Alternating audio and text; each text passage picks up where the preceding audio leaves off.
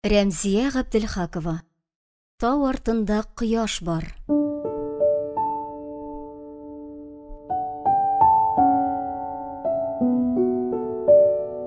Көннәр төнгә кереп күмеләләр. Мизгелләрдән учак яҡмасаң. Артта ҡала ҡара күләгәләр, гел ҡояшҡа ҡарап атласаң. Беренче бүлек. Мин бала чаҡтан уҡ тауларға ҡарарға яраттым. Тик менә таулар ғына безнең ауылдан йыраҡ иде. Әтием җимеш баҡчасына таған ясап ҡуйҙы. Шунда атынғанда мин гел Бораш тауларына ҡарай идем. Бәлки йыраҡта булғанға, бәлки болотларға, күксел томаннарға күмелеп ултырғанға, алар миңа зәңгәр һәм бениһая серле булып тойолдолар. Чынлап та зәңгәр идем ул таулар, белмим. Чөнки бер ҡайшанда аларға барып җитә алмадым. Үзләренә таба барған сайын, ул тылсымлы таулар никтер йырағая гына кебек. Алар артында гүя төпсөз бушлыҡ ҡына, гүя җирнең шите. Шунда тормош юҡ та сыман. Җиргә яҡтылыҡ, җылылыҡ биреп, баш очында балҡыған ҡояшның да нәҡ менә шул таулар артына китеп юғалыуы аларның серлелеген тағын да арттыра иде. Әйтерсең лә, ул таулар күренмәс җепләр белән ҡояшны үзләренә тартып китерәләр дә ҡуйыннарына йәшерәләр. Офоҡтағы зәңгәр таулар киләсәгем кебек йыраҡ, серле һәм ымсындырғыс иде.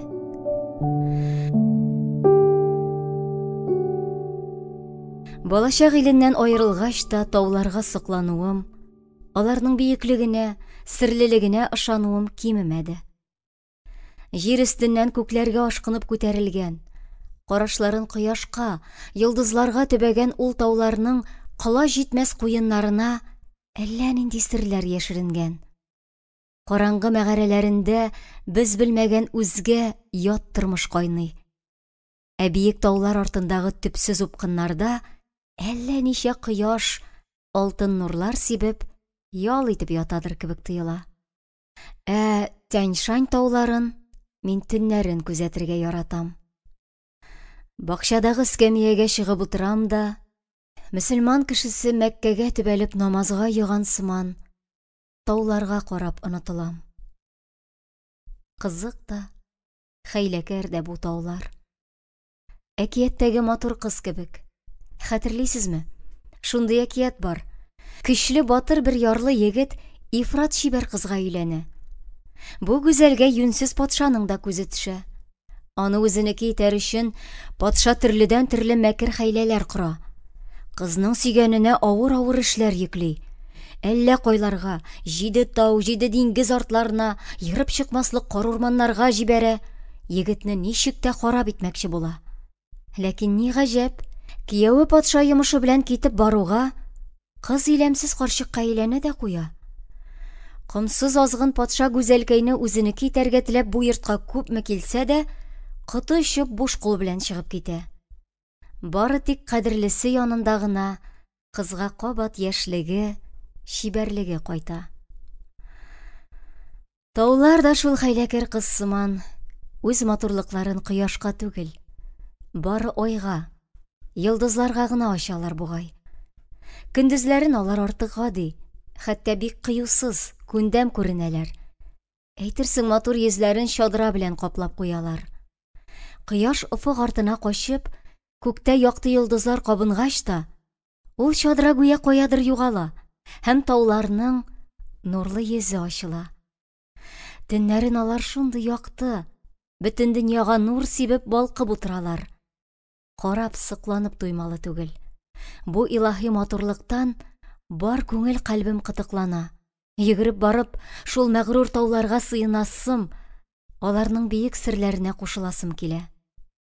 Мында ни өшөндөр йылдызлар да яҡыныраҡ кебек. Яҡыныраҡ та, яҡтыраҡ та, хәтта күберәк тә кебек. Бөтөн күк йөҙө йылдыз белән тулы. Үрел дә алғына. Әллә аларның таулар белән уртаҡ сере бармы? Шуңа күрә кешеләр йоҡоға талғаш, серләшер өсөн үзләре тауларға төшәләр микән? Әйдә меник әле шул тауларға дип әнәскә әллә нишә әйттем инде. Ул көлә генә. Нәрсән калган анда? Тауда куйлар гына йөриди. Энес шул таулар итәгендә туган. Гомере буе шунда яшәгән. Минем өчен яңа ят, серле булган бу матурлыкка күзе күңеле күптән күнгән. Аның бар кайгысы акча эшләү. Мондагы чая әрсез халык хөкүмәт биргәнлегенә көтеп утырмый. Табыш алуның, җиңел баюның әллә нинди яшерен юл ысулларын белә.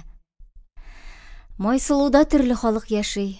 Кыргыз, үзбәк, урыс, татар, немец, украин, эстон. Немецлар, Кырым татарлары бирегә көчләп китерелгән диләр. Безнең халыкны беркем чакырмаган, кумаган бугай.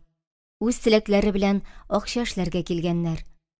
Чөнки монда уран рудасы чыгарыла торган шахта булган. Минем җизнәм дә гомере буе шунда эшләгән.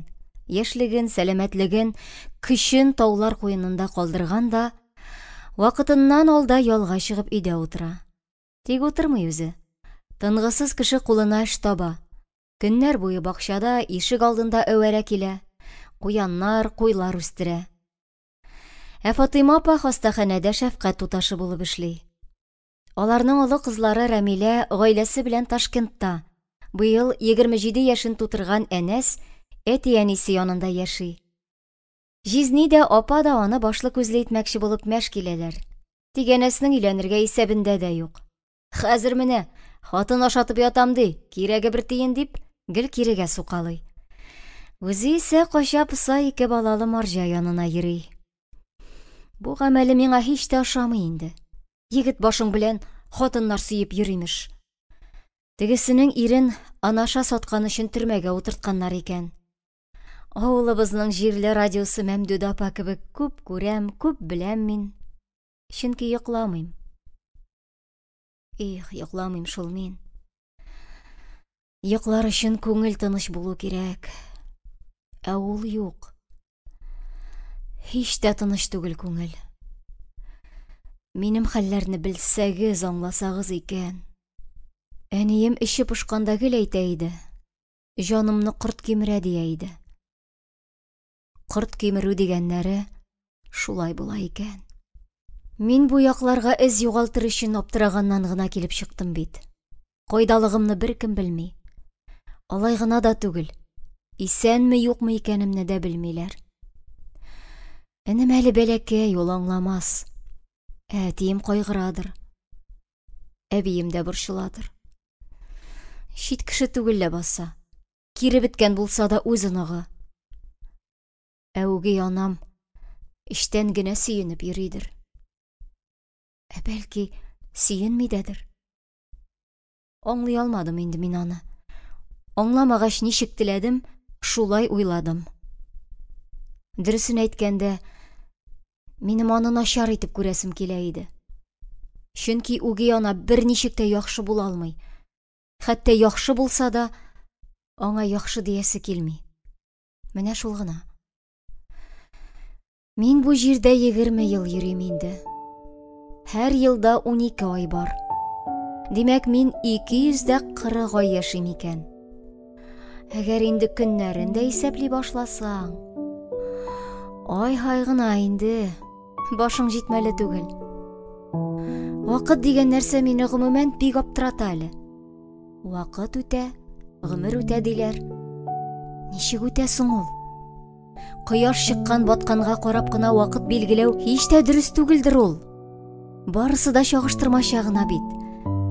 Вакыйгалар белән янәшә куеп уйлый башласаң, минут, сәгать, көн дигән төшенчәләр үз көчен, мәгънәсен югалта да куя. Гаҗәп түгелмени? Майсылуга килүем әле кичә генә кебек. Ә Мәскәү Ташкент поездына утырып, туган яктан чыгып китүемә гүя айлар гына түгел. Еллар, гасырлар үткән. Бик күптән булган кебек анысы. Уйлыйм да, аптырыйм. Чынлап та минем белән булдымы соң бу хәлләр? Беренче мәхәббәт. Сәлим белән очрашып йөрүләрем. Юлда машина көтеп торганда Женяны очратуым. Больницага килеп эләгүем. Дөм караңгы төндә тәрәзәдән чыгып качуым. Бу вакыйгалар бик күптән булган гына түгел. Хәтта аларда минем бер катнашым да юк кебек. Әйтерсең, әллә ничә сериялы бер маҗаралы кино гына караганмын. Мин 8нче сыйныфны яңа гына тәмамлаган 15 яшьлек кыз. Тиешле документлар кирәкле җиргә илтеп тапшырылган. Аттестатым кызыл булгач, имтихан биреп йөрисе юк. Сентябрь җитү белән култык астына китап дәфтәрләрне кыстырып, туп-туры укырга гына китеп барасы. Шуңа күрә борчу дәртсез йөрим. Вакытны юкка бушка уздырмас өчен әбиемә булышам. Ул кунак йортында эшли. Һәр җәйне безнең колхозга ярдәм итәргә дип, шәһәрдән шоферлар, төзүчеләр килә. Менә шундый килгән-киткән халык өчен авыл уртасында махсус йорт тора. Безнең авылда аны ни өчендер урысчалап «Дом приезжих» дип йөртәләр. Әмма беркем дә авыз тутырып дөресләп әйтеп тормый әлбәттә. Ике сүзне бер итеп «Дом приезжий» дип кенә җибәрәләр. Без әбием белән шунда эшлибез. Һәр җәйне шулай. Әби эшчеләргә аш пешерә, кирләрен уа. Ә мин җыештырам, савыт-саба юам, су ташыйм. Ул көнне дә гадәтенчә җыештырынып йөри идем. Болын хәтле мәйданны һич тә иелеп кул белән юып интегәсе килми. Шул хәтле пычрак, шофер агайлар аяк киемнәрен алмаштырып мәшәкатьләнмиләр. Урам тузанын рәхәтләнеп ташыйлар, юып кына өлгер. Артларыннан үзләре җыеп йөрсәләр, алай итмәсләр иде дә бит. Тик ирләр әби әйтмешли, хатын-кыз хезмәтен бәяли беләмени. Барыбер шул була дип, мин дә алай бик тырышмыйм. Яшәсен ялкаулар таягы димен дә, шуның белән арлы-бирле майлыйм гына. Юылганы юылыр, юылмаганы калыр. Ярамаган тагын бу килмешәк халыкка. Монда туй мәҗлесе үткәрәсе юк әле. Эшләргә күңеллерәк булсын өчен радиоалгычны бар көченә кабызып куям. Аннан вальс тапшыралар. Күңелне айкап ташларлык шундый матур көй яңгыраганда, япь-яшь кызның идән юасы киләмени. Түзмәдем. Ялкаулар таягын үземә кавалер иттем дә, тотындым бүлмә буйлап әйләнергә. Ла-ла-ла-ла-ла-ла-ла-ла-ла-ла-ла. Имеш, мин терсәгенә хәтле аппак перчаткалар кигән, аппак күлмәкле гүзәл кәләш. Әйтерсең, киң күкрәкле, ифрат чибәр киявемнең иңнәренә сарылып, мәрмәр идәнле, зиннәтле бер сарайда бием. Сударыня, вальс со шваброй не танцуют.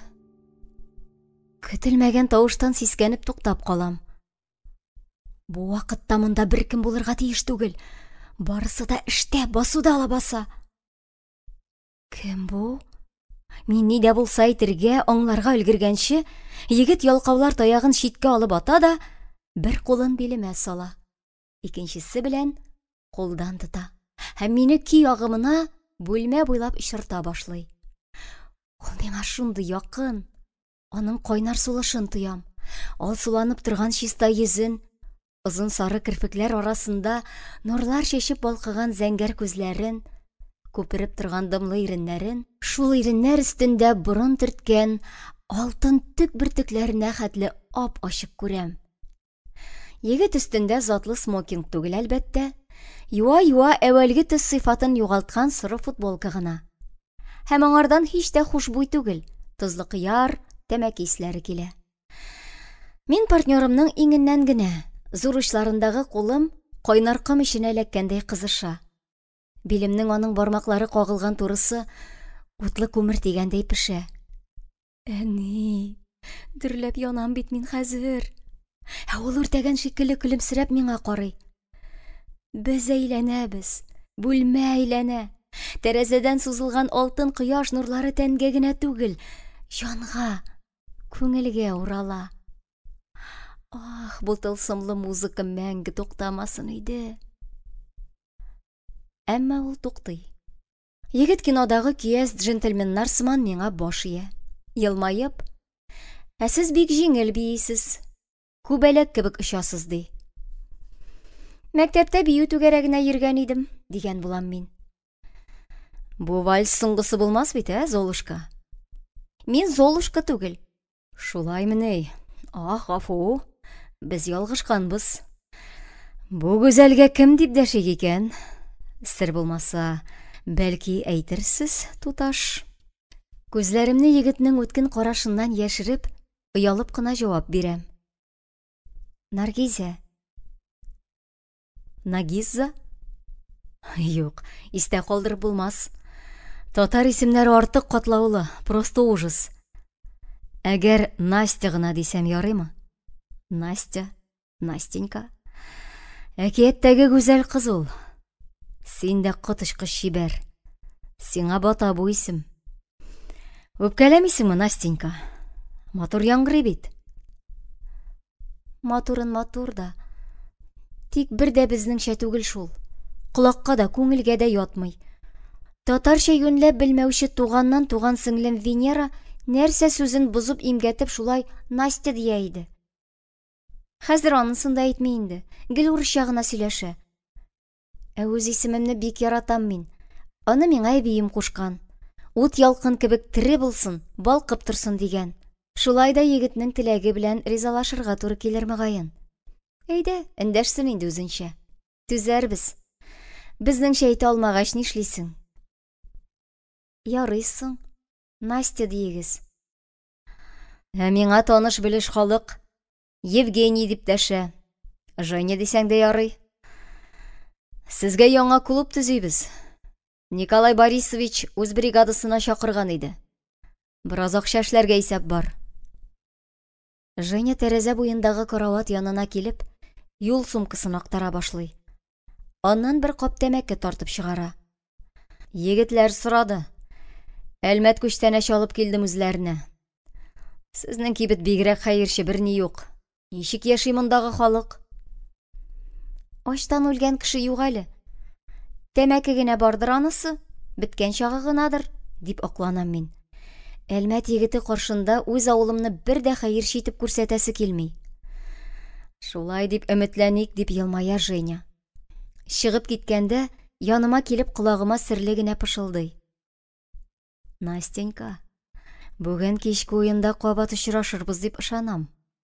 Ул чыгып киткәч тә сихерләнгән кешедәй байтак искә килә алмый торам әле. Идәнне ничек юып бетергәнемне дә хәтерләмим хәтта. Иске клуб сүтелгән, ә яңасы төзелеп кенә килә. Кинога йөрүләр бетте. Ләкин аңа карап беркемнең дә өйдә телевизор карап утырасы килми. Шундый матур җәйге кичләрне ничек әрәм итәсең? Үз ишләрең белән аралашасы, күңел ачасы килә бит. Көн белән төн кушылып, җиргә эңгер-меңгер аяк баскач та, авыл яшьләре мәктәп бакчасына җыела. Монда кино карап булмый инде анысы. Хәер, аның кирәге дә шул чамагына. Аның каравы рәхәтләнеп биебез. Ялып тартынып тору юк, чөнки бакчаны урам баганаларыннан төшкән саран ут кына яктырта. Гашыйклар агач ышыгына кереп рәхәтләнеп серләшә, үбешә, аулак урын эзләп ерак йөрисе түгел. Җәй көне авыл җанлана, кичләр дә күңелле. Чөнки җәен төрле тарафлардан кунаклар, әби бабай янына шәһәр ныклары кайта.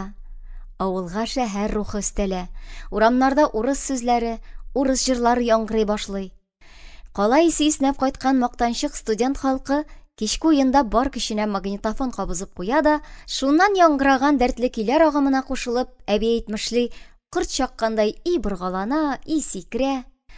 Аларга карап без дә маймылланабыз. Анысы туйдыргач, әти-әниләрдән калган уен биюләр башлана. Мин килгәндә 40 яшенә җитсә дә һаман кияү егете булып йөргән Халит абый, такыр башын гармун өстенә кыңгыр салып, һәр вакыттагыча үзенең чыгарсыңмы каршы алыргасын уйный. Ә уртада берничә пар иренеп кенә селкенә, каен төбендәге эскәмиядә тезелешеп утырган олырак кызлар гармунга кушылып моңлана иде. Кырыгышың ташлап 40 якка, чыгарсыңмы каршы алырга. Кырыгышың ташлап 40 якка, чыгарсыңмы каршы алырга. Уенда кеше аз, чөнки иртә әле. Көтү кайтып, сыерлар савылгач, кояш офыктагы зәңгәр таулар артына китеп югалгач кына, мәктәп бакчасындагы мәйдан гөрли башлый. Сабырсыз карашым Женяны эзли. Тик ул күренми әле. Аның каравы каршымда әллә кайдан Сәлим пәйда була. Ай, Наргиза, бигрәк матур син бүген. Әйдә биебез дип, кулымны кыса. Мин бүген чынлап та бик матур булырга тырыштым шул. Кием сайлый-сайлый башым катып бетте. Шәһәр егетенә ни ошаганын авыл каян белсен? Сайлана торгач, чыгарылыш кичәсенә дип тектергән кара җирлеккә вак борчаклар сибелгән ефәк күлмәгемне кияргә булдым. Бик килешә дигәннәр иде аны. Күлмәгем дә кара, чәчем дә. Сары булса яхшырактыр да. Сары чәчле кызлар күршәк кебек матур була бит. Безнең класста бар иде бер сары баш. Чәче кояш учындагы алтын кебек җемелдәп тора. Артист кына буласы бит үзенә. Ул җүләр сатучылыкка укымакчы. Үз кадрын үзе белми йөри.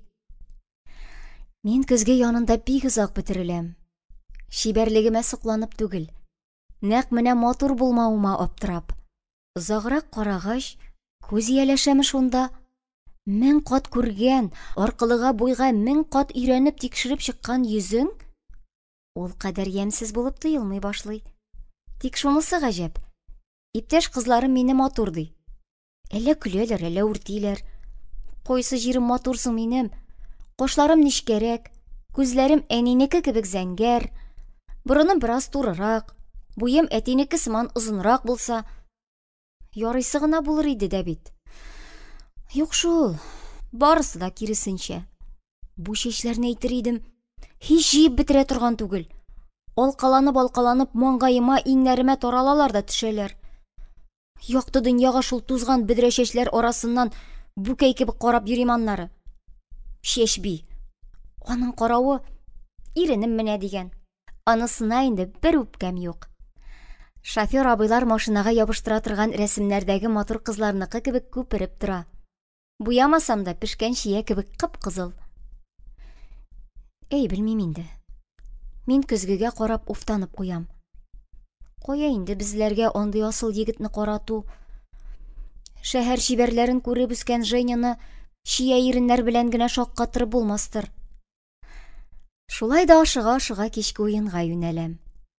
Күңелдә сукырлан пешендәге ялкын кебек нәни генә өмет бәргәләнә.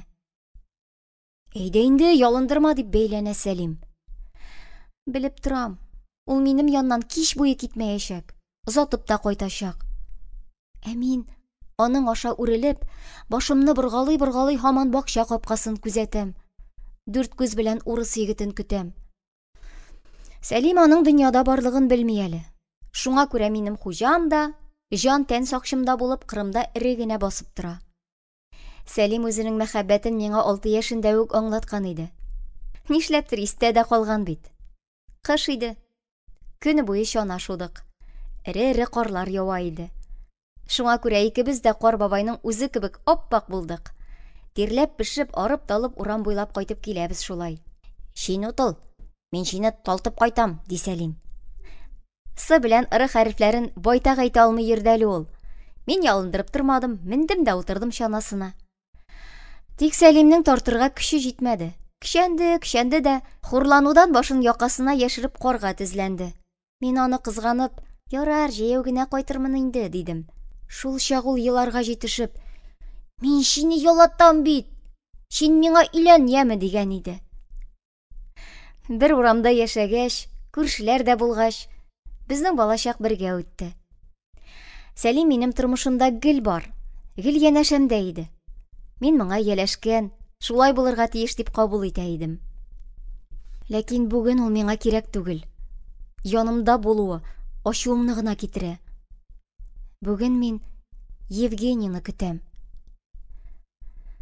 Китәм дисең инде, Наргизә. Мин югары авылда бергә укырбыз дигән идем. Синнән башка ни кызык, ни ям. Кайдасың бу урыс малае? Кичен очрашырбыз дип, әллә шаярып алдап кына әйттеме? Сәлим һаман ыңгыраша.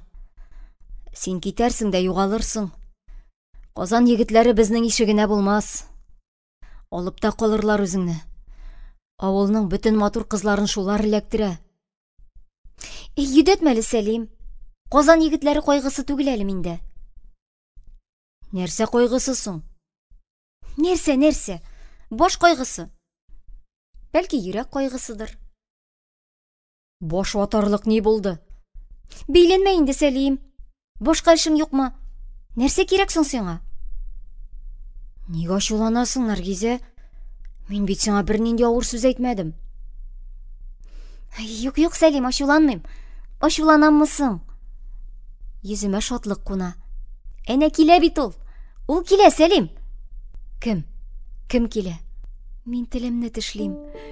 Юләр бит, серле шатлыгымны бөтен дөньяга кычкырмасам ни була? Бакчаның тар сукмагы буйлап, үз бәясен бик белеп, килешле һәм горур атлап, Евгений килә. Аны күрми мөмкин дә түгел. Ак костюм чалбары белән, әйтерсең лә караңгылыкны йыртып, мәктәп бакчасына яктылык ияртеп килә. Әйтерсең ул алсу офыклар, зәңгәр таулар артына качкан кояшны тартып алып, бакча түренә элеп куйды. Мин сихерләнгән карашымны аңа төбим. Битемә ут каба. Аяк астында гүя җир тетри. Дулкынлануымнан чак егылмыйм. Женя килә. Аны күргәч шатланам да, киенәм дә. Ник шатланам, сөйләп тору кирәкмәс. Булай да аңлашыла. Киенәм, чөнки бар күңелем белән тоям. Татлы хыялларым, якты өметләрем акланмаячак. Миңамы соң инде шундый егетнең мәхәббәтен яулау? Миңамы соң? И бер катлавыл кызы, кемгә үреләсең син? Мондый төшенке уйлардан соң буем тагын да кечерәеп киткәндәй була. Мин уңайсызланып, кимсенеп, Сәлим артына посам. Üzülеп көткәнемне, сөю соклану тулы карашымны сизмәсен берүк. Булай да тәкәбберлеге йөзеннән генә түгел, бөтен килеш килбәтеннән ташып түгелеп тора. Дусларым, егетләр, кызлар, игътибар! Бу Женя тавышы. Таләпчән, буйручан, кырыс горур тавыш. Игътибар! Музыка! Женя кулындагы магнитофон төймәсенә баса. Аннан күңелләрне айкап ташларлык ягымлы ки вальс яңгырый. Женя? Юк, булмас. Мондый хәлакәттә генә мөмкиндер. Ул бит миңа таба атлый. Менә каршыма килеп баса, башын иеп, кулларын суза. Ул мине зата кайтты. Мин сине арытмадыммы?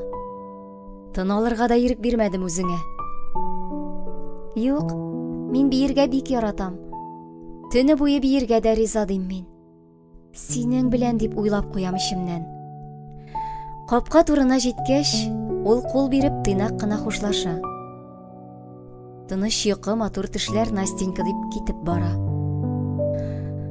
Тик матур төшләр күрергә насыйп булмый. Чөнки ул төнне бөтенләй йоклый алмыйм. Бар күңелемне биләп алган хисләр давылы тәнемә дә, җаныма да тынгы бирми. Минем урамга чыгып йөгерәсем, очар кошка әйләнеп йолдызларга күтәреләсем. Hind киноларындагы матур кызлар кебек очып-очып биисем. Хәтта ни гаҗәп, йомшак ширемдә тәгәри елыйсым килә. Бәхет, мәхәббәт хисе әкәмәт сәер тойгы икән ул. Кешене тәмам акылдан яздыра икән. Күрәсең, ул кешенең җанын шул тиклем зурайтадыр, һәм ул бичара җан тәнгә генә сыя алмыйча, әллә кайларга ашкына башлыйдыр. Хисләнеп, хыялланып ятам да, яктыра башлау белән су буена кер чайкарга төшеп китәм. Чынлап та бар булмышымны ялмап алып, күкрәгемә кереп тулган, гомеремдә татымаган бу кыргый ят көч тауларны актарып ташларлык дәрәҗәдә иде. Мин идән юарга яла башладым. Женялар бүлмәсенә кергәч, гәрчә үзе анда булмаса да, кемдер мине күреп күзәтеп торгандай дулкынланам, каушыйм. Караватына утырам да, башымны мендәренә салам. Аннан Женя исе килә. Мин сөйгәнемне сагынып, хисләнеп, мендәрне үбеп алам. Бәлки нәкъ шул турыда аның дымлы кайнар иреннәре булгандыр. Менә шулай бер-беребезне үбәбездер. Ә бит ничә көн очрашып та, аның мине кычканы, үпкәне юк. Чынлап та, нигә үпми икән ул мине? Әллә ошатмый, яратмый микән? Алайса нигә минем белән генә бии? Нигә гел озата кайта? Киноларда күрсәтәләр бит. Егетләр үзләренең яраткан кызларын гел иркәләп, үбеп кенә торалар. Әнә Сәлим дә бит яраткач кычакларга гына тора. Тик мин аны якында китермим. Ничек җаен табадыр? Аның шулай эш ташлап йөрүенә ничек түзәләрдер? Женя әледән-әле бүлмәсенә кереп чыгып йөри. Сиздерми генә, әкрен генә басып керә дә, кинәт билемнән я беләгемнән тотып ала. Мин куркудан шырыйлап кычкырам. Ул икәнен белгәч, тәнемә ут каба. Битем кызыша, йөрәгем дулый башлый. Дөресен әйткәндә, мин аннан бераз шүрлим дә әле. Чөнки урысча яхшылап сөйләшә алмыйм. Күбрәк ул сөйли, мин тыңлап кына утырам. Ләкин ул сораулар биреп аптырата. Сәлимнең миңа битараф түгеллеген сизеп алган икән очлы күз. Аның турында сораша. Ә минем сөйлисем килми. Ни дисәң дә Сәлим балачак дустым. Минем аркада шулай газапланып йөрүе өчен уңайсызланам. Үземне гаепле сизәм. Ләкин ни эшлим? Ни хәл итим соң? Бар күңелем, йөрәгем бары берәүгә. Женяга гына тартыла бит. Хисләрне тинәп яшереп бетерә торган түгел. Мәхәббәтем күзләремнән түгелә. Кем өчен ут йотканымны дөм суқыр кеше генә сизмәс. Кызлар безгә көнләшеп карый. Егетләрнең ачуы килә. Беләм, сизәм инде. Сәлим дә үртәлеп, эчтән кайнап йөри. Бер көнне әйтте: "Әгәр бу урысыңны ташламасаң, бөтен авыл белән җыелып измәсен изәбез." Тиеп кенә карагыз. Әтигә әйтеп төрмәгә утыртам үзегезне, дидем мин. Миндә тәкәбберлек бар инде. Мин бит түрә кызы. Әти колхозның парторгы. Эчеп эшкә чыкмый йөрүчеләрне утлы табада биетә ул. Безнең әтине гадел кеше диләр. Әбине дә. Усал, ләкин дөрес карчык имеш. Усал булуы хак. Анысына тамчы да шик юк. Ә менә гадел диюләре белән килешмим. Әби әниемне бер дә юкка рәнҗетә. Гел аны хурлап, гаепләп тора. Әни каршы дәшми. Бөтен үпкә рәнҗүләрен эченә җыя да, аннары кача пыса елый. Күз яшьләрен миңа күрсәтәсе, борчылуын сиздерәсе килми. Бик йомшак күңелле шул әнием. Шул йомшаклыгы аркасында бухгалтер булып эшли алмыйча китапханәгә күчкән дә инде. Бухгалтер булу өчен усаллык, катылык кирәк ди. Женя белән очрашып йөрүемне әнигә җиткергәннәр. Бер көнне чәй янында икәүдән икәү калгач әйтте. Килгән кеше чит кеше инде ул. Бүген монда, иртәгә тегендә. Аларга тырнак очы кадәр дә ышаныч юк. Бу урысны яләштермә, кызым. Сак була күр. Үз авылың кешесенә җитми барыбер. Сәлимең белән генә очраш. Аңа бер сүзем юк. Акыллы, ышанычлы егет. Их, әни. Эш акыллы булудамыни. Дуслык белән мәхәббәт бер түгел ич. Мин Женяның карашыннан да исерәм. Тәнемне, җанымны гүя ялкын ялмап ала. Бу бөтенләй башка хис, башка халәт. Сәлим хәзер күземә дә күренми. Бармы ул дөньяда, юкмы? Миңа барыбер. Ә Женяны уйламаган минутым юк. Йөрәгем аның исемен әйтеп тибә. Күз алдымда аның көләч йөзе, колагымда ягымлы тавышы, күңелемдә назлы сүзләре. Өнемдә дә, төшемдә дә ул, бары ул гына. Аерылышу турында уйласам да үләргә җитешәм. Җанымны тау хәтле сагыш биләп ала. Мин Женяны югалтудан бик куркам. Аннан башка дөньяның бер яме калмас төсле. Үз ихтыярым белән ничек сөйгәнемнән ваз кичим дә, баш тартыйм ди.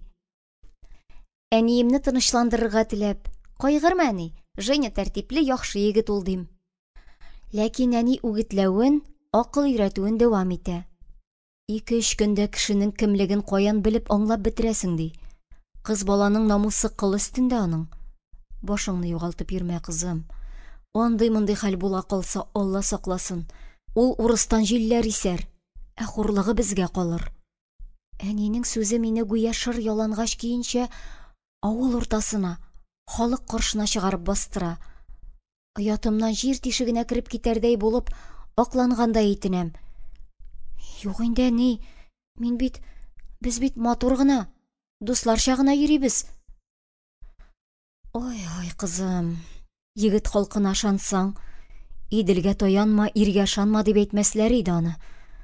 Аларның югалтыр нәрсәсе юк. Шалбарын эләктерә дә китеп бара дип баш чайкый әни. Бер ана да баласын саклап итәгенә тагылып йөри алмый. Бер үк уяу бул, кызым. Уяу булам дип нишлимсең инде?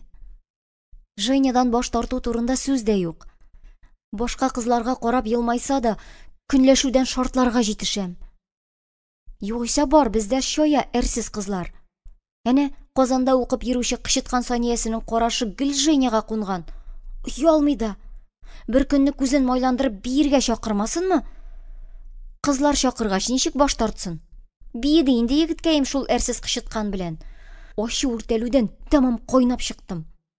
Буларның бер-берсенә сырпаланып биюе мәңге туктамас сыман тоелды. Сабырым төкәнеп чак кына Саниянең Казаннан бидрәләтеп кайткан мунчала чәченә барып ябышмадым. Үпкәләмә, миңа синнән башка беркем кирәкми, ди Женя. Үзе көлә, аңа кызык. Көнләшәләр, яраталар бит берәүне. Шибәр егетнең кадер дәрәҗәсе арта. Ә мин тавыштан туйдым, башым авырта. Әйдә китик моннан дип хәйләләп, сөйгәнемне куркыныч зонадан тизрәк алып китү ягын карадым. Ул төнне ай бик серле иде. Тулы да, ярты да түгел үзе. Иксез-чиксез күк йөзенә әйтерсең елмаю үлеп куйганнар. Югарыдагы билгесез алып зат күз борыннарын кара яулык белән яшереп, алтын иннек сөрткән иреннәре белән елмая-елмая җирне күзәтә кебек. Кызыктыр ул шулай өстән карап, әдәм балаларын күзәтеп утыру. Үкереп еларлык та, көлеп үләрлек тә хәлләр буладыр картаеп беткән бу җирдә.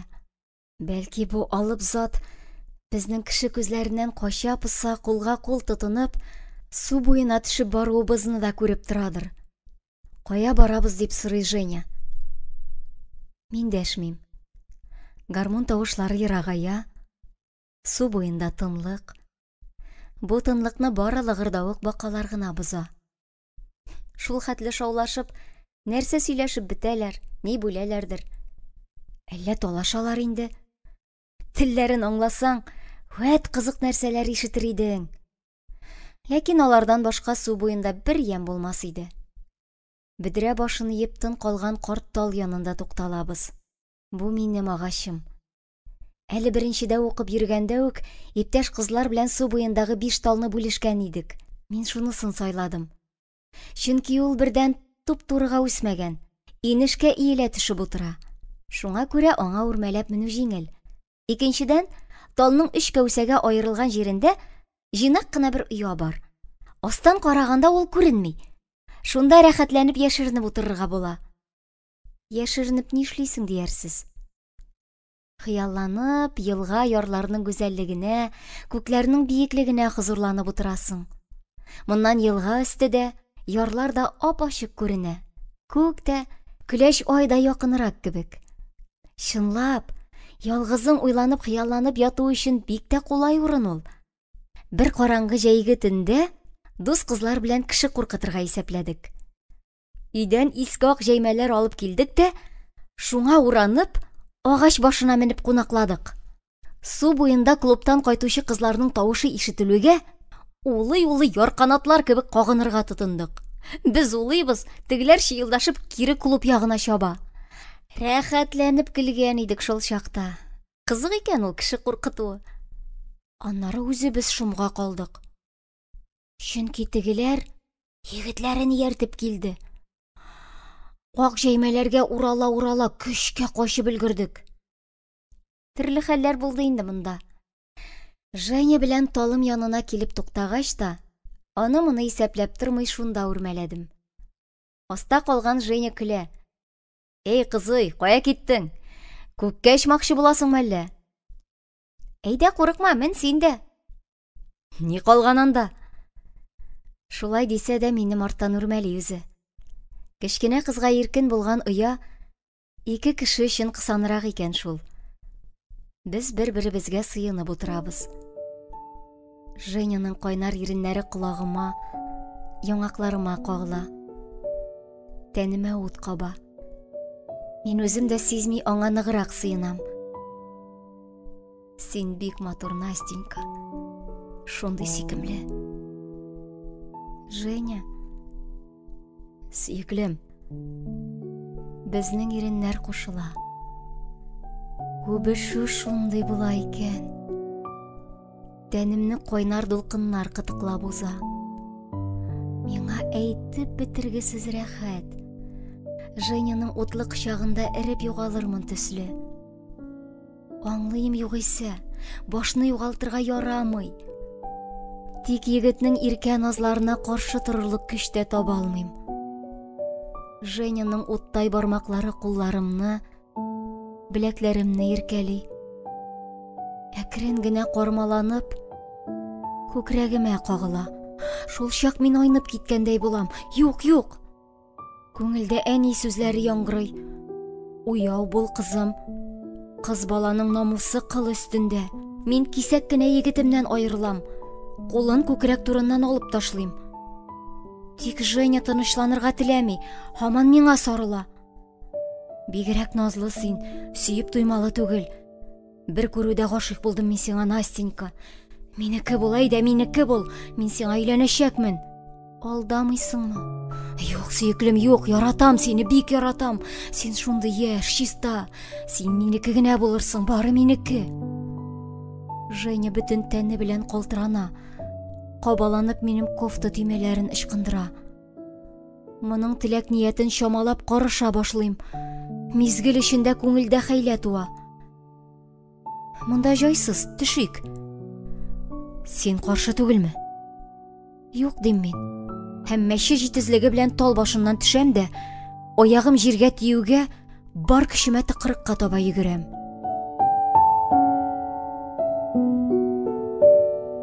Икенче көнне Женялар бүлмәсен җыештырып йөргәндә, Николай Борисович килеп керде. Миңа кырыс кына карап куйды да, өстәл янына утырып нидер яза башлады. Бу кешене нәп бетермим. Караңгы чырайлы, тупас йөзле ул.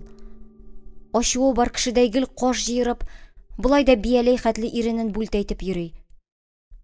Шул чак башын күтәреп миңа карап торды да, «Син Мидхәт Боревичның кызымы?» дип сорады. Әйе. Безнең Дон Жуан синең белән чуаламы? Кем? Женяны әйтәм. Синең арттан чабамы? Чуала имеш. Шул да булдымы сүз? Мин үртәлүдән кызарам. Бу абзыйга җавап та бирәсем килми. Тик ул миңа бәйләнүдән туктамый. Сорау алуын дәвам итә. Сиңа ничә яшьсең әле? Мин дәшмим. Башымны игән килеш тузан сөртеп йөрим. Булса 15-16-дыр инде, шулаймы? Әйе. Салага гына бит син. Наивная дура. Сезнең ни ишегез бар? Мин сезгә тимим. Сез дә минем тормышыма кысылмагыз, дим мин ачудан бүртенеп. Сиңа яхшы булсынга сөйлим бит, дура. Ул бабникның синең кебекләре авыл сайын. Кызганып кына әйтүем. Сез бит күбәләкләр кебек күзегезне тондырып утка ачасыз. Сак бул, кызый. Битең пешмәсен. Нишләргә икәнен үзем беләм, дим киреләнеп. Сер бирмәс өчен генә шулай дидем. Абзыйның сүзләре яңагыма китереп суккандай булды. Күземә яшьләр төелде. Ничек инде алай? Шулай буламыни? Хисләр белән шулай шаяралармы? Юк, ышанмыйм. Ышанмыйм. Женя андый түгел. Ул мине ярата. Өйләнәм диде бит. Башка кызлар белән дә йөргәндер. Тик аларга өйләнмәгән ич. Димәк, яратмаган. Мин үземне шулай юатам. Әмма ишемә корт төште. Ул җанны кимерепме кимерә. Минем тизрәк Женяны күрәсем, аңлашасым килә. Абзый уч иткәндәй туп-туры күземә карап тора. Янәсе, әйткәнен сеңдерделәрме? Аңладымы аны бу кызый? Мидхәт Боревичның кызы булмасаң, вакланып та тормас идем. Әтиең яхшы кеше, бик хөрмәт итәм үзен. Кызын рисуа итеп ташлап китсәләр, парторг кешегә һич тә күңелле булмас. Безгә дә рәхмәт әйтмәсләр. Әтиәниеңә хәсрәт китермә, кызый. Ташла бу майлы күзне.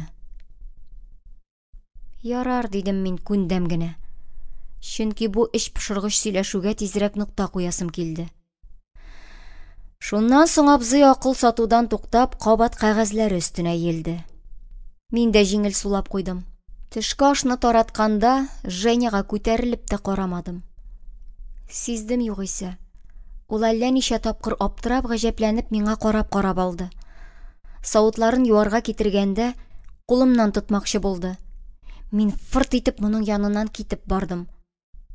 Яратам да үзен, ләкин үртәләм дә. Ишемне кара мәче тырный. Яман хәбәргә шанасы килмичә исем китмәгән булып кылансам да, теге абзыйның сүзләре агулы ук булып йөрәгемә кадалды.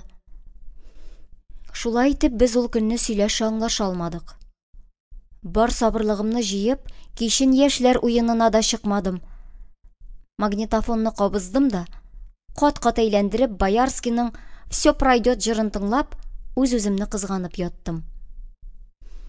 Төн йокысыз үтте. Икенче көнне эшкә баргач күрәм, Женя бүлмәдә утыра. Керү белән каршыма килеп басты да, иңнәремнән кычып алды. Матурым, ни булды? Син... Нәрсә мин? Миңа ни булган? Ничек башларга соң сүзне? Теге абзый синең турында шулай сөйләде дисәң, булар арасында низах чыгуы мөмкин.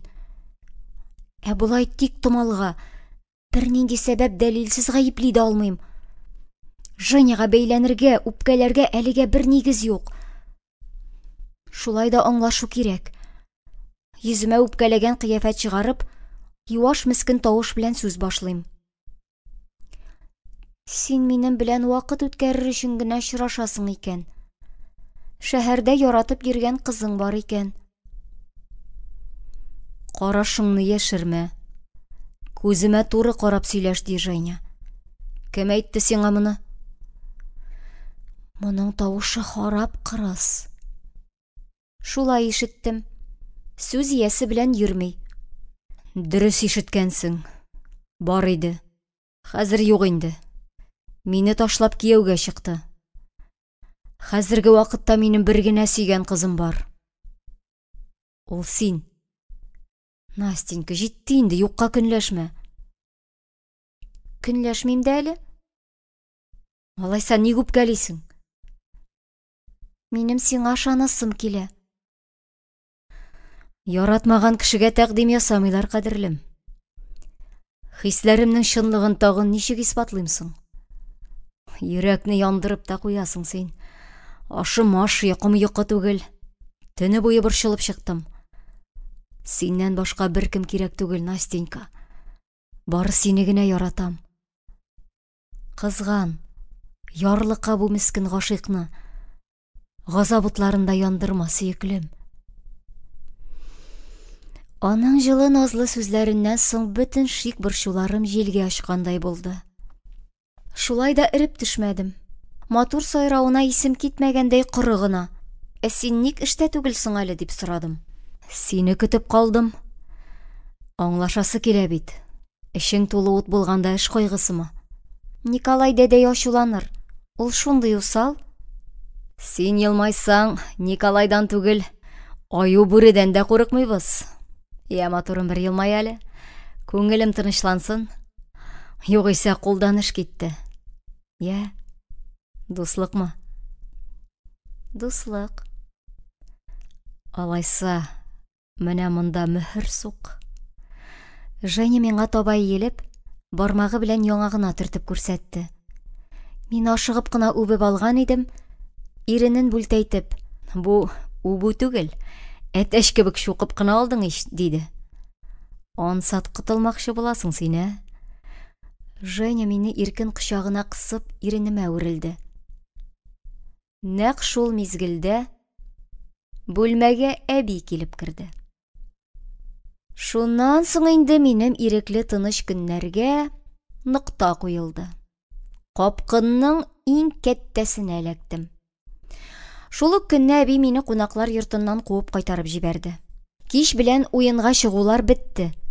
Күңел кыяшымны күрүдән бөтенләй мәхрүм калдым. Әти дә, әни дә ул кадәр кырыс түгел әле. тиге әби күзне дә ачырмый. Урыс егетләре белән генә сөйрәләсең калган шуқынчык кыз. Кычытуына чыдый алмыйсыңмы әллә? Итәгеңне җыеп, өйдә генә утыр. Утырам инде, нишлим соң? Тик Женяны сагынуга чама юк.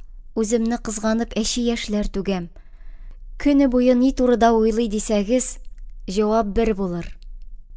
Кадерлем хакында. Күңелдә дә, башымда да, йөрәктә дә ул гына. Бар булмышымны шул зәңгәр күзле урыс егете биләп алган. Тәмам ашау-ичүдән калдым. Сагышлы җырлар тыңлый-тыңлый, эштән генә сыкрый йылый өйдә аптырап утырам. Күңелдә тынычлыкның әсәре дә юк. Җанны авыр уйлар кайызлый. Женя минем сыман елап моңаеп ятмыйдыр әле. Рәхәтләнеп уеннарга йөридер. Кызлар белән биидер. Аларны зата да кайтадыр. Мин, бәхетсез бала, бичара татар кызы, өйдә бикләнеп утырам. Шулай да без очраштык. Су буена кер чайкарга төшкән идем. Күрәм, чыр-чу килеп 3 ират буада су кереп ята. Игътибар белән карасам, минем танышлар, клуб төзүче егетләр. Берсе Женя. Су күреп кинәнгән үрдәк казлар сыман рәхәтләнәләр булар. Йөгереп барып ярдан сикерәләр дә, шумып йөзәләр. Урысча кырышкан тавыштан бөтен су буе гөрләп тора. Киянтә чиләкләрне күтәргән килеш, мин аларны яр башыннан байтак карап күзәтеп тордым. Аларны дигәч тә, үземнекен инде. Эй, матур да соң минем Женечкам. Җилкәләр киң, гәүдә төз. Тәннәре кояш нурында йылык-йылык килә. Мин тиле, әбидән куркып өйдә бикләнеп утырам. Нидер эшләргә кирәк, Наргизә җанкисәк. Язмышыңа күнеп болай йоклап йөрсәң, сөйгәнеңнән колак кагуың да бар. Керләрне улак янында калдырдым да, тегеләр кыенган якка киттем. Әрсезлек булса булыр, ятып калганчы атып калыйм әле. Су кырына килеп әрле-бирле йөргән булам. Күрерме Женя? Дәшәрме? Дәште бит, алай гына да түгел. Настюша дип кычкырып яныма йөзеп тә килде. Мин аның кояш нурлары тулган зәңгәр күзләренә төбәлеп, йотылып карыйм. 2 көн эчендә үләргә җитеп сагынганмын икән үзен. Кочагына атылмый чак түзеп торам. Ул да сагынган, ул да миңа төбәлгән. Юеш куллары белән беләгемнән кысып, үзенә тартып китерә дә колагыма пышылдый. Матурым, без бит дуслашкан идек. Кайда югалдың? Ник миннән качасың? Мин Женяга дөресен әйтергә булдым. Качмыйм. Безнекеләр синең белән очрашырга рөхсәт итми. Урыс егете белән йөрмә диләр. Женя никтер бик тупас ясалма итеп көлеп җибәрә. Бигрәк иске карашлы кешеләр икән. Шул кеше парторг булып йөри тагын. Әтиемә сүз әйтмә. Аның гаебе юк. Теге көнне безне бергә күргәннән бирле әби күземне дә ачырмый. Да, усал карчык ул. Ничек кенә әле? Неужели чыгып таярга берәр җай таба алмыйсың, сөеклем? Бәйләп куймыйлардыр ич үзеңне. Бигрәк куркак кыюсыз кыз булдың әле син. Әбиеңне тыңлап утыргач, мәхәббәтең шул чамагынадыр. Ну-ка, күземә карап турысын әйт. Яратасыңмы син мине? Женя миңа үпкәләп һәм гаепләп карый. Яратуым хакында аңа бер сүз әйткәнем юк әле.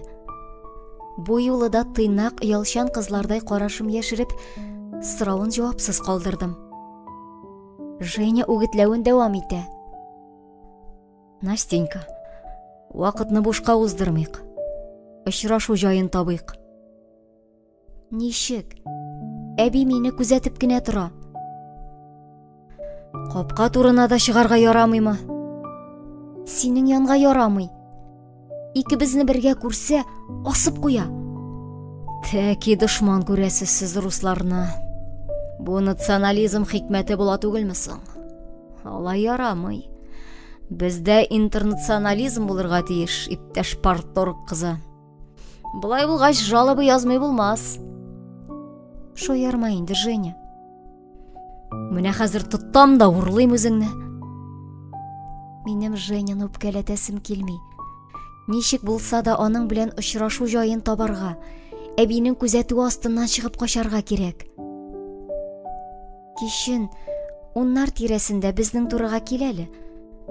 Бәлки, мин сүземне әйтергә өлгермим, Женя мине кочаклап күтәреп ала да, «Ура!» дип кычкыра-кычкыра әйләндерә башлый. «Син кая булай?» дип сорый әби өстемә җылы кофтымны элеп чыгып барганда. «Йомышларга чыгам. Анда да ярамыймыни хәзер» дип телләшәм мин. Әби ышанырга теләмичә шикләнеп карый. Сынаулы үткән карашы өс-башымны тикшереп энә күзеннән үткәрә. Минем өстә кыска җиңле ситсы халат. Аякта кара аяк башлар. Бу кыяфәт белән ерак китеп булмасы тилегә дә аңлашыла. Ләкин Наргизәгә ышаныч юк. Сак зирәк әбиебез барыбер шикләнә. «Анда җылы, шул арада катмассың әле. Кофтыңны калдыр» ди. Аны тыңламыйча булмый. Югыйсә бәдрәфкә дә ярып чыгар. Ләкин төнен салкынча, шуңа да чыгып барышлый, сиздерми генә әнинең сыер сауганда кия торган иске җиләнен эләктерәм. Женя турыбызда көтә иде.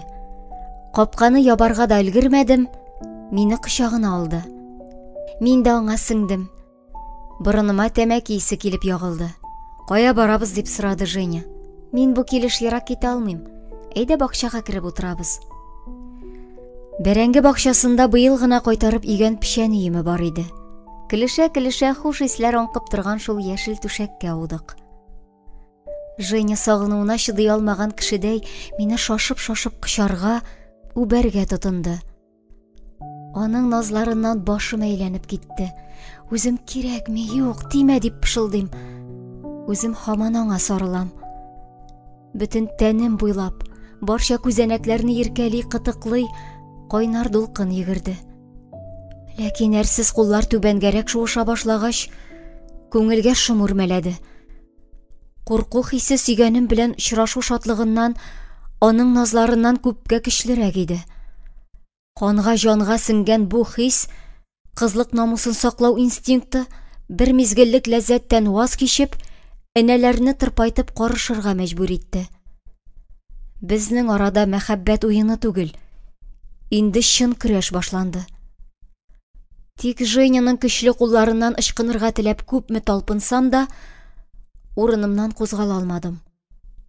Дәрт ташып торган нык таза гәүдә, коточкыч авыр таш сыман мине изә, сыта, ә йөземә ишелеп төшкән печән суларга комачаулы иде. Куркудан, чарасызлыктан бөтен тәнем оеп, гүя мамыкка әйләнде. Белмим ни булып бетәр иде, шул чак өстебезгә кайдандыр ут көлтәсе төште. Көтелмәгән хәлдән егетем аптырап югалып калды бугай, кычагы бераз бушады. Шуннан файдаланып аның астыннан шуып чыктым. Өстемдәге чүп үләннәрне кага-кага, бакча буйлап өйгә таба илдердем. Оятымнан җир тишегенә кереп ылагырга әзер идем. Эчем тулы ут, күңел тулы сорау. Кем безне күзәтеп йөрде? Кем өстебезгә фонарь яктыртты? Кемнәр алдында оят хурлыкка калдым? Иртәгә үк бөтен авылга яман хәбәр таралачак бит. Бу мәсхәрәне ничекләр күтәрермен? Атыла бәрелә өйгә кердем. Нишләп озак булдың? Убырный тишегенә төшеп улактыңмы әллә? Әбинең соравы ачуымны китерде. Алай бик курыккач саклап торырга иде. Син дә анан кебек озын телле, телеңне кыскартасы бар дип мыгырданды әби. Мин исә озак-озак сөйләшеп тормый, урын җәеп тизрәк юрган астына чумдым. Йоклау юк инде. Бер сүтеп, бер ишеп булган хәлләрне уйлап баш ватам. Кем безне күзәтеп йөргәндә, кем өстебезгә килеп чыккан икән соң? Женя белән иркәләшеп ятуыбызны кем күрде икән? Курку шикләнүләрем юкка булды. Безнең хакта бер нинди яман хәбәр таралмады. Иртән булмаса төштә, төштә булмаса кичен өйдә бомба шартлар дип куркып йөргән идем. Ни гаҗәп, андый-мондый тавыш ишетелмәде. Моңа бераз тынычлап иркен сулыш алсам да, җавапсыз сораулар барыбер күңелгә кадалып калды. Кемдер күрде. Кемдер безнең серебезне белә. Икенче көнне әти яңа хәбәр алып кайтты. Төзүчеләрнең берсен бик каты кыйнаганнар. Чак исән калган.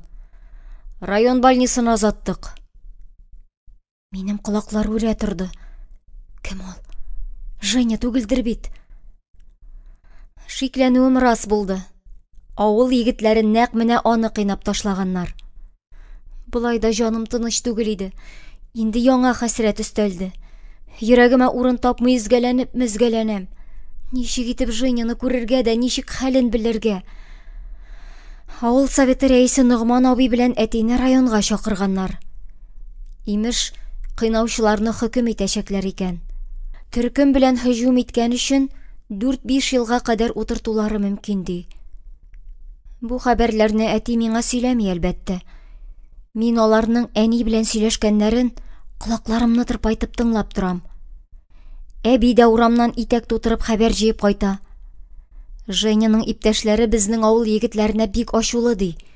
Үч алырга җыеналар икән. Иртәнге чәй янында әтинең әнигә сөйләп торганын ишеттем. Монда сугыш башланырга тора әле. Расчет ясап, бу бригаданы озатырбыз мөгаен. Яңа кешеләр яллыйсы булыр. Алар мине йоклый дип уйлады ахыры. Чөнки әле бик иртә иде. Ә мин тын алырга да куркып, мыштым гына тыңлап ятам. Сикаевны кыйнауларында безнең Наргизәнең катнашы юктыр бит. Шул малай белән чуала дип ишеттем, диде әти. Гадәттә мондый әтәчләнүләр кызлар аркасында килеп чыга. Әнием бәгыркәем рәхмәт төшкере минем өскә шик-шөбһәләрнең бертеге дә төшмәслек итеп җавап бирде. Наргизәнең бер кая чыкканы юк. Сыңгара да гел өйдә генә утыра. Әниләр балаларын һәр чак яклый. Бер кемнән яман сүз әйттермиләр.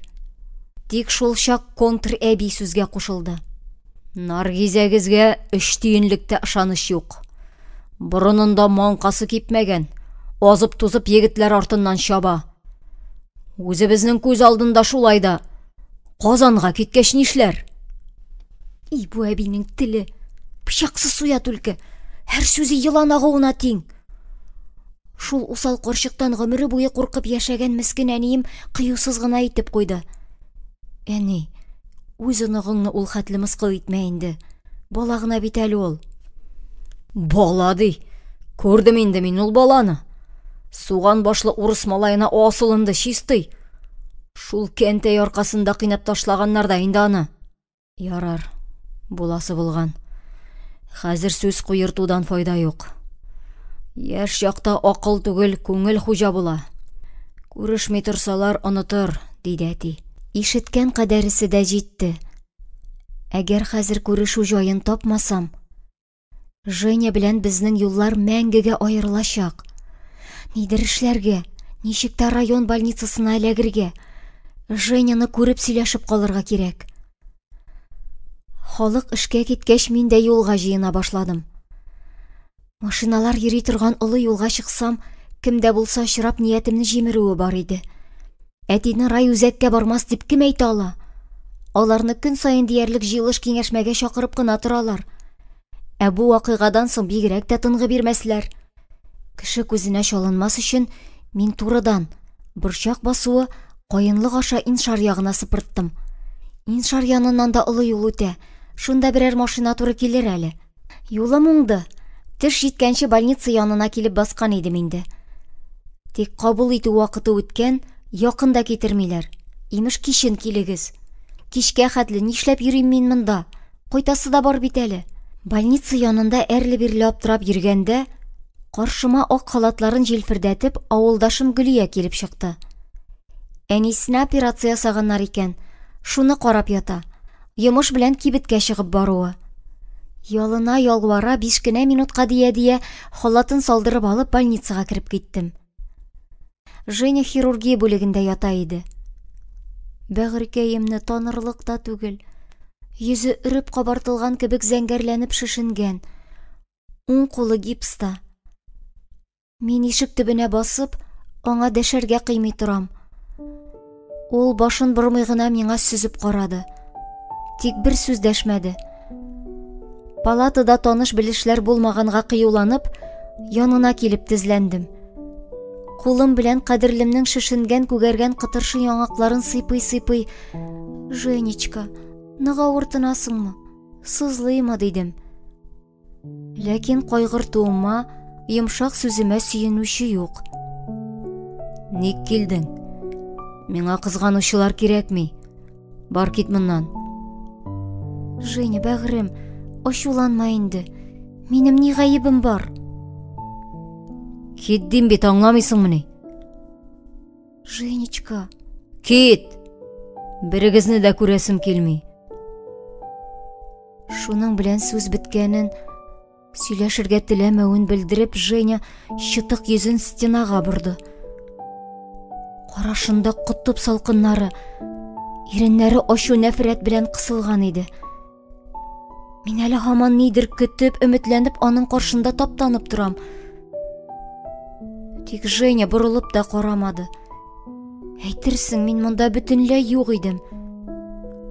Ник килгәнемә үкенеп, бик нык хәтерем калып чыгып киттем.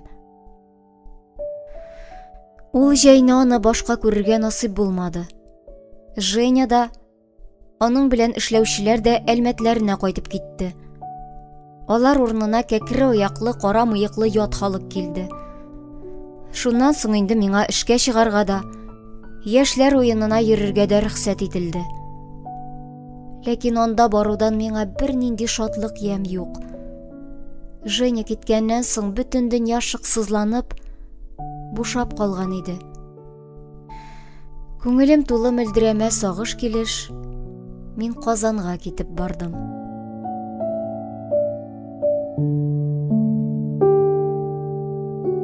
Казан безне өскә ишелеп торган авыр болытлары, коеп яуган яңгырлары, рельслар буйлап иренеп кенә шуышкан, арыган трамвайлары, биек горур биналары белән каршы алды. Казан ничек кенә битараф булмасын, ул минем өчен ят түгел. Әнием дә, әтием дә шунда укыган, бер-берсен тапкан. Шул матур чал кала аларның язмышын бергә бәйләгән. Хәтта үзем дә шунда яралганмын. Әниемнең йөрәге астында, җылы куенында юмарланып, алар белән авылга кайтканмын. Училищеның үз тулай торагы юк. Әти алдан килеп миңа торыр фатир белешеп сөйләшеп куйган иде. Авыр сумкаларны күтәреп, туп-туры шунда юнәлдек. Ишеп яуган яңгырга рәхмәт. Югыйса фатир хуҗабыз бакчасына китеп барасы булган. Кычак җәеп каршыламаса да, ачык сөйләште. Юантык гәүдәле, ике якле, сары чәчле Катерина апай сабын заводында эшләп пенсияга чыккан. Ире үлгәннән соң 2 бүлмәле иркен фатирда ялгызы яшәргә куркып, ел сайын студентлар кертә икән. Ул миңа бүлмәмне күрсәтте дә, кухняга табын корырга чыгып китте. Үзебез алып килгән күчтәнечләр белән чәй эчәргә утырдык. Катерина апай әтидән тегесен бусын сорашкач, үз зарын түгәргә кереште. Сашенька исән булса, кеше кертеп булай азапланмаста идем. Бик игелекле, әйбәт кеше иде мәрхүм. Бер авырлык күрсәтмәде, көйләп кенә яшәде. Иркәләүчесе булса, хатын-кыз иркәләнә инде ул. Ир кадерен ялгыз калгач кына аңлыйсың икән. Ичмасам бала да бирмәде Ходай. Бу кадәр үк авыр булмас иде. Бишара каемны искә алмаган, еламаган көнем юк. Ул сүзенең чынлыгына ышандырырга теләгәндәй, алъяпкыч итәге белән күзләренә тулган яшьләрне сөртеп алды. Бигрәк яшьли китте шул мескенкәем. Әле 70-дә тулмаган иде бит. Аның бу сүзләре мине үтә дә гаҗәпләндерде. Ничек инде яшьли булсын ди? 70 яшьлек кеше бик карт була бит инде ул. Әти исә Катерина апайның сүзләрен җөпләп, шулай дип баш кагып утырды. Табыннан торуга ук китәргә дә ашыга башлады. Минем әле керәсе җирләрем, йомышларым бар. Шунда гына үз хәлемнең авырлыгын аңлап чамалап алдым. Әти китсә, 7 ят кеше янында бер ялгызым утырып калам ич. Минем монда башка сыеныр почмагым, күңел юатырдай бер якын кешем юклап баса. Миңа шундый авыр, куркыныч булып китте. Хәлем карурманда адашып калган үги кызныкыннан һич ким түгел иде. Ләкин әтине дә тоткарлый алмыйм. Аның үз эше, үз юлы. Кызыма күңелсез булмасын, буйыкмасын дип мине саклап утырмас. Апаңны тыңла, тәртипле бул дип үгет нәсихәтләрен бирде дә, әти хушлашып чыгып китте. Аны заткач мин бүлмәмә кереп бикләндем. Хәлем еламыйча һич түзә торган түгел иде. Урамда яңгыр койды, ә бүлмәдә мин рәхәтләнеп яшь түктем. Ул көнне ясыннан очкан кош түгел. Күккә күтәрелә алмыйча җиргә егылып төшкәндә, шунда бер ялгызы бәргәләнеп ятучы яралы кошчык хәлендә идем мин. Баштан нык сагындырды. Күз алдымда гел авылым, туган йортым булды. Бу зур калада, биек таш йортлар арасында адашкан бәрән сыманрак хис итәм үземне. Шәһәр кызлары чәчрәп тора. Ә минем авылдан икәнем маңгаема язылган. Ярый әле группада минем ишеләр күбрәк. Казан, Чаллыдан берничә кыз барын. Тик алар бик тәкәббер, яннарына якын килмәле түгел. Мин Әлфирә исемле бер якташым белән дуслаштым. Ул да минем кебек авыл кызы. Серләребез килешә. Иптәш тапкач җиңелрәк булып китте. Сагыш хисе бераз басылды кебек. Әлфирә үзләренең туганнарында яши иде. Ләкин тегеләре тора-бара авырсынып, аңа башка фатир эзләргә кушканнар. Бәхетебезгә Катерина апай дустымны кертергә ризалашты. Бер бүлмәдә икәү яши башладык. Бер көнне циркка барырга ниятләдек. Минем гомердә анда булганым юк иде. Цирк дигән хикмәтне телевизордан күреп кенә беләм. Әлфирәнең андагысы чүп кенә аның. Үзендә бөтенләй башка, шундый матур, әкият инде дип үгетләвенә тиз бирештем. Кеше күргәнне минем дә күрәсе килә бит. Авылга кайткач мактанырга сәбәп булыр.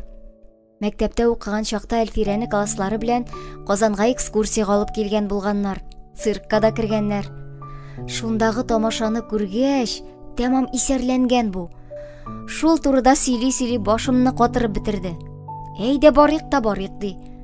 Ахыр чиге мин ризалаштым. Башкаларга һич охшамаган тәлинкә сыман түгәрәк бу бина серле тылсымлы әкият иле булып тоелды миңа. Ерактан балкып җемелдәп торган нурлы утлар, бәйрәмчә киенгән шат күңелле кешеләр, урамга ук ишетелеп торган ягымлы матур көйләр аның эченә үткән шу кәефне күтәрә. Гүя сине могҗизалар белән очрашуга әзерли.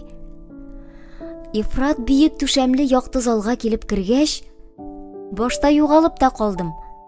Әйтерсең, очсыз-кырыйсыз биниһая зур шар эчендә йөри идек. Кай тарафка урнашсаң да, уртадагы сәхнә уч төбендәге кебек күренеп тора. Менә кара пәрдәле мәгарә авызыннан дәртле музыка белән бер агым булып җим-җим итеп торган купшы киемле артистлар чыга башлады. Клоуннар, җайдакчылар, фокусчылар. Аларга да әллә ни исем китмәде. Түземсезләнеп һава гимнастларын көттем. Телевизордан күреп беләм, аларның чыгышы балет биючеләрнеке кебек нәфис, нәзакәтле. Ниһаять, аренада көмеш костюмлы егет белән нәни калфаклы, аппак күлмәкле кыз пәйда була. Икесе дә төз, сылу зифалар. Менә талгын гына йомшак иркә музыка агыла. Залда ут сүнә. Гимнастлар прожектордан төшкән көмеш ут бөҗрасы эчендә кала да, әкрен генә өскә күтәрелә. Пәрәвез җипләренә уралып ак кош булып йөзәләр, бөркет булып очалар. Ике дулкын сыман ашкынып кушылалар да, бер тән, бер җан булып назланышалар.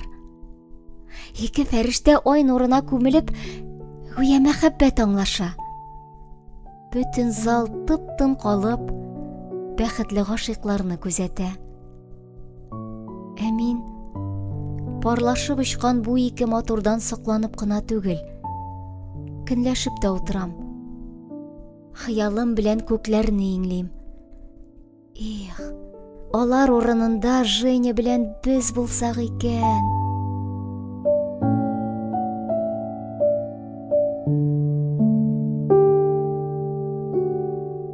Октябрь башында соңгы яфраклар җиргә чуар келәм булып яткач, училищеда беренче курслар өчен көзге бал үткәрделәр. Әдәм хурлыгы, рәхәтләнеп биергә юньле егет тә юк. Үзләрен кадерле кешегә санаучы башлырак кызлар танышларын алып килгән иде. Алар биеде, ә без, ялгыз аккышлар, почмакта бөрешеп моңаеп тордык. Вальс уйный башлагач, Женяны юксынудан елыйсыларым килде. Ул монда булсамы? Бөтен залны иңләп, пар күбәләктәй бетерелер идек. Төне буе биер, мәңге армас идек. Зәңгәр күзле, тәмле телле җан кисәгем янымда булсамы? Мондагы кызлар көнләшүдән сүзсез калыр иде. Бөтен кешенең күзе бездә булыр иде. Мин һаман шул чибәр егет белән саташам. Ә ул мине уйлый микән? Һай, юктыр. Мине сагынып моңаеп утырмыйдыр. Николай дәдәй әйтте ич. Женя кебек тасма телле егетләр тик ятмый диде. Әйтүен әйтте, тик моңа шанасы гына килми. Их, булай килеп чыгасын белсәм, укырга Казанга түгел, Әлмәткә генә китеп барган булыр идем. Бер көнне төштә күрдем әле үзен. Имеш, бик затлы зур зал икән. Зал тулы халык. Барсы да матур купшы киемнән. Ә минем өстә алама күлмәк икән. Мин бу хәлгә бик уңайсызланам. Күрмәсәләр ярар иде дип, бер почмакка сыенып басып торам. Үзем уйлыйм. Кеше күзенә чалынмый гына тизрәк чыгып китәсе иде. Карашым белән ишек эзлим. Тик таба алмыйм. Ни тәрәзә, ни ишек күренми, бар тарафка сары пәрдәләр эленгән. Ә кешеләр миңа карап мыскыллы елмаялар. Шул чак күрәм, миңа таба Женя килә. Имеш, аңа мондый ямсыз кыяфәттә күренәсем килми, шундый оят, гәрлек. Ә ул елмая, яныма килеп җитә дә, үпмәкче булып йөземә иелә. Ул барыбер мине ярата. Мин әкияттәге Золушка бит. Без хәзер бергә биебез дип сөенәм икән. Уш иткәндәй, нәкъ шул вакытта төшемнең иң татлы матур җирендә уянып киттем. Төштә дә рәхәтләнеп күрешергә язмаган икән. Гел өнемдә күргән кебек булды. Тиз генә уйный алмыйча, Женяны кочарга теләп кулымны да суздым әле. Тәмам уянып беткәч, шундый яман су булып китте. Үксеп елыйсылар килде. Женядан хәбәр булмаса да, Сәлимнән бар. Ничек тапкандыр мине? Хатын укыгач аңладым.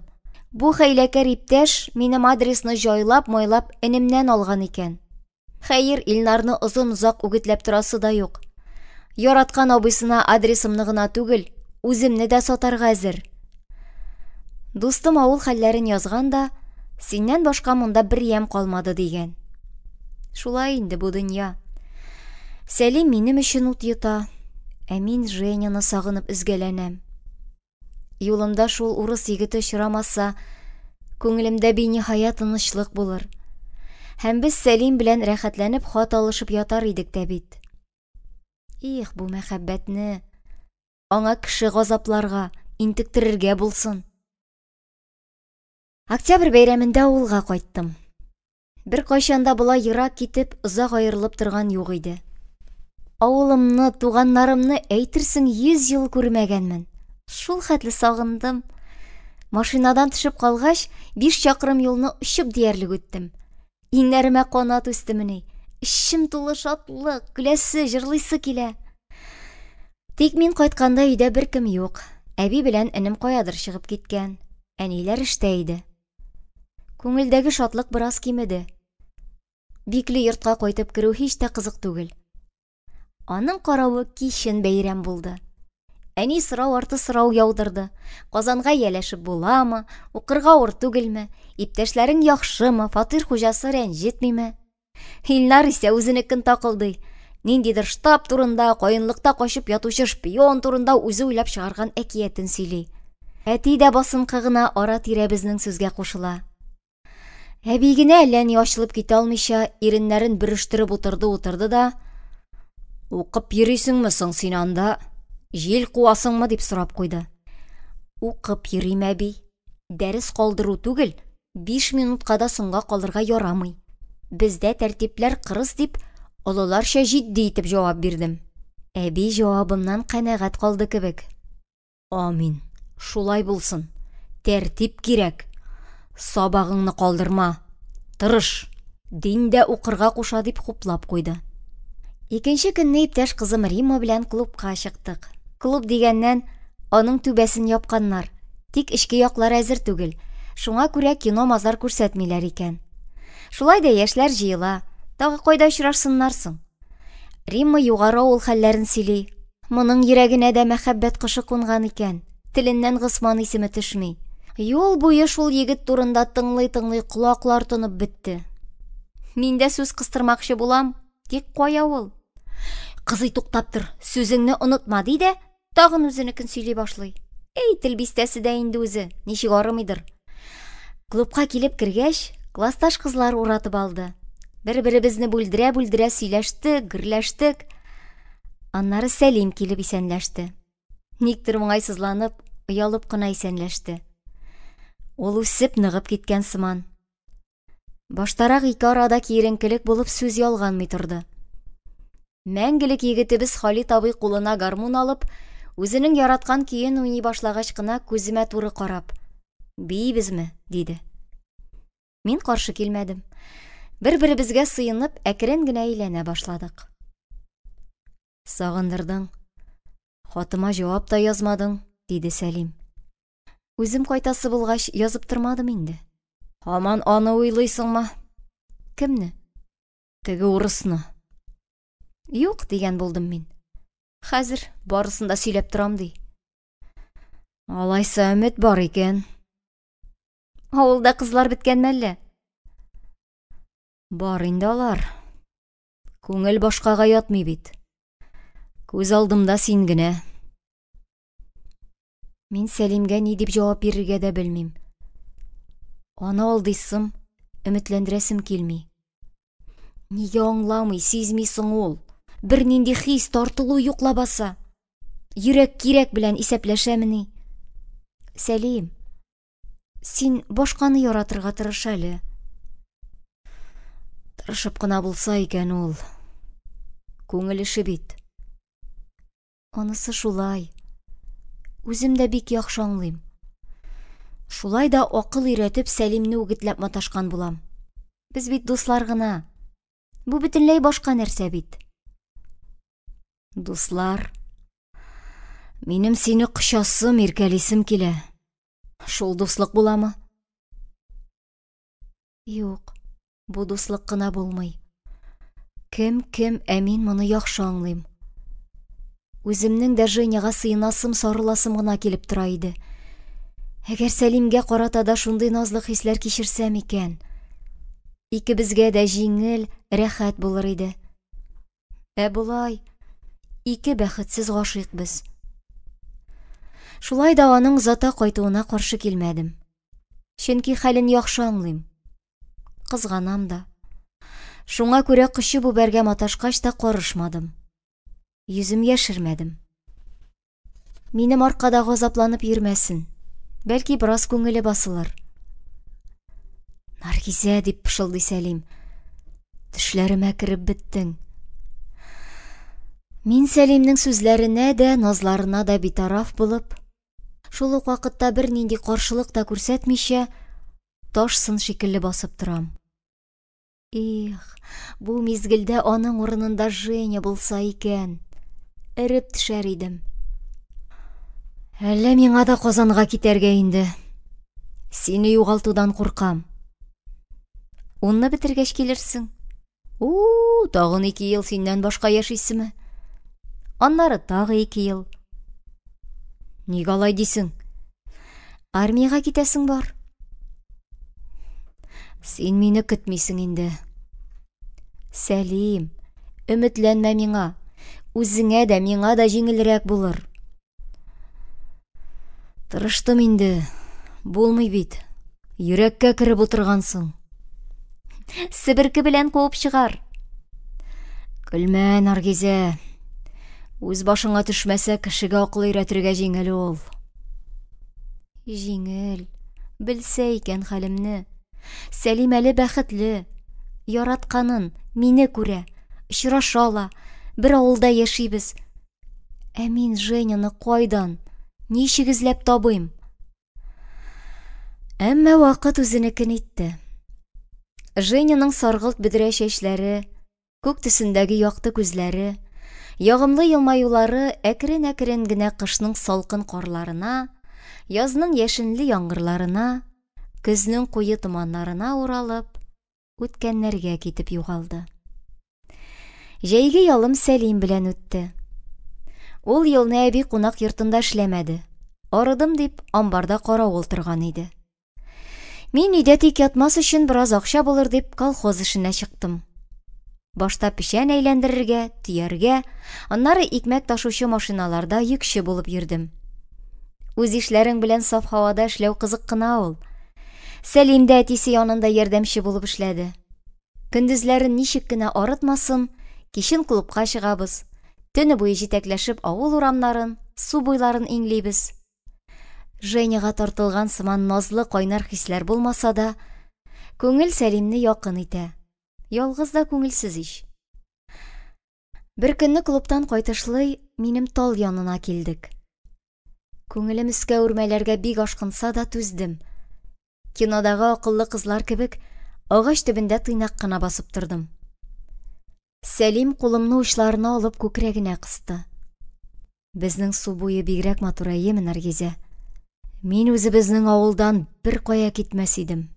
Шундый назлы ишарәдән соң, җылы яңгыр тамчылары булып күңелемә назлы сүзләр, мәхәббәт хисләре явар дип көткәндә, вәт сиңа мә. Сәлим авылны өзелеп яратуын сөйли башлады. Туган авыл бер генә ул гел күңел түрендә, туган җирдә яшәр идем мин дә гомер-гомергә. Шулай бит, Наргизә. Кулымны аның учларыннан тартып алып коры гына. Китмичә барыбер булмый. Сиңа укырга кирәк дидем. Сөйләшү җитди төс алды. Бер караганда, нимә кирәк соң ул диплом? Колхоз эшен белмимме? Алай димә, Сәлим. Комбайн йөртергә дә документ кирәк. Анысын гына алырбыз ла. Ә минем авылда яшисем килми. Ник? Күңелсез. Җәй көне генә ямьле бит монда. Кышларын саргаеп үләрсең. Үлмиләр бит әле. Яшиләр. Алар яләшкән, башканы күрмәгән. Наргизә, менә синеңчә бәхет өчен нәрсә кирәк? Мәхәббәт. Тагын. Бу азмы ни? Аз түгел. Әгәр бәхет өчен мәхәббәт кирәк икән, ник шәһәргә китәргә? Сәлимнең сүзе мине уйга салды. Күрәсең, мин ялгышамдыр. Бәхет өчен мәхәббәт кенә җитмидер. Тагын беләсеңме нәрсә кирәк? Яраткан эш. Ансыз булмый. Яраткан эш кирәк. Конкретно нинди эш? Менә син укытучы булырга укыйсың. Авылда да мәктәп бар. Ни аерма? Үз сүземне аста калдырасым килми. Киреләнеп, юкыт нәрсә диң, авылда күңелсез. Минем авылда яшисем килми дим. Шәһәрдә сине кем көтә соң, Наргизә? Анда синең белән миннән башка да халык җитәрлек. Чаллыда 3 көнә көн торып кайттым. Башка өйләнеп тә карыйсым килми. Тавыш, ыгы-зыгы, бөтен халык әллә кая чаба, ашыга. Бер-береңне күрергә вакытта юк. Шәһәр кешесе җирсез, тамырсыз бит ул. Йортлары таш, урамнары таш. Минемчә, кеше туган җирдән аерылырга тиеш түгел. Менә сиңа, Наргизә, ни ошамый авылда? Әйт, ни җитми? Сәлим, ник юк белән башка торасың син? Башта укып бетерәсе бар бит әле. Соң, уйламыйча яшәп булмый лабаса. Киләчәк уйландыра инде ул. Уйлап интекмәдә. Барыбер безнеңчә булмый. Нишләп безнеңчә булмый? Әбием шулай ди. Ходай ни язган, шул була ди. Ходай миңа сине язсын иде. Калганын үзем дә табармын, ди Сәлим. Эй, Нәргизә, янымнан бер кая да җибәрмәс идем үзеңне. Ул мине кочагына ала. Шул чак сөйләшкән тавышлар ишетеп, икебез дә тын калабыз. Ай яктысында теге як яр буйлап килүче ике күләгә шәйләнә. Безгә моннан кайтмаска иде. Караңгыда басманы күреп булмый, ди ят хатын-кыз тавышы. Ияләшмәгәнгә генә ул. Без өйрәндек инде. Сукыр килештә күрәбез. Бусы әти тавышы. Шулай соңарып кайдан кайта ул? Кем белән? 10 елга бер кайтсаң, үз авылыңда адашырсың валлаһи. Икесе дә көлешәләр. Әллә күтәреп чыгыйм үзеңне? Күтәр, мин каршы түгел, дип хыйхылдый хатын. Аннары безнең тарафка: Кит, җүләрләнмә, шаярттым гына, йыгасың бит, дигән сүзләре килеп ирешә. Мин шаяртмыйм, гомер буе күтәреп йөрергә дә риза, ди әти. Башыма китереп суктылармыни? Гаҗәпләнүемнән катып калам. Кемгә шундый матур сүзләр сөйли ул? Шәүләләр бездән ерагайып ярга менеп китәләр. Сүзләре өзек-өзек кенә ишетелә. Бәлки, ничек булыр? Тырыш инде. Мин көтәм. Сак бул. Иң башта Сәлим телгә килә. Таныдыңмы? Әйе. Әти иде. Икенчесен. Хатынны таныдыңмы? Юк. Кифая апа ул. Мин аны белмим. Мин дә белми идем. Кайтуына күптән түгел генә әле. Аварияга очраганнар. Ире белән олы кызы шунда ук үлгән.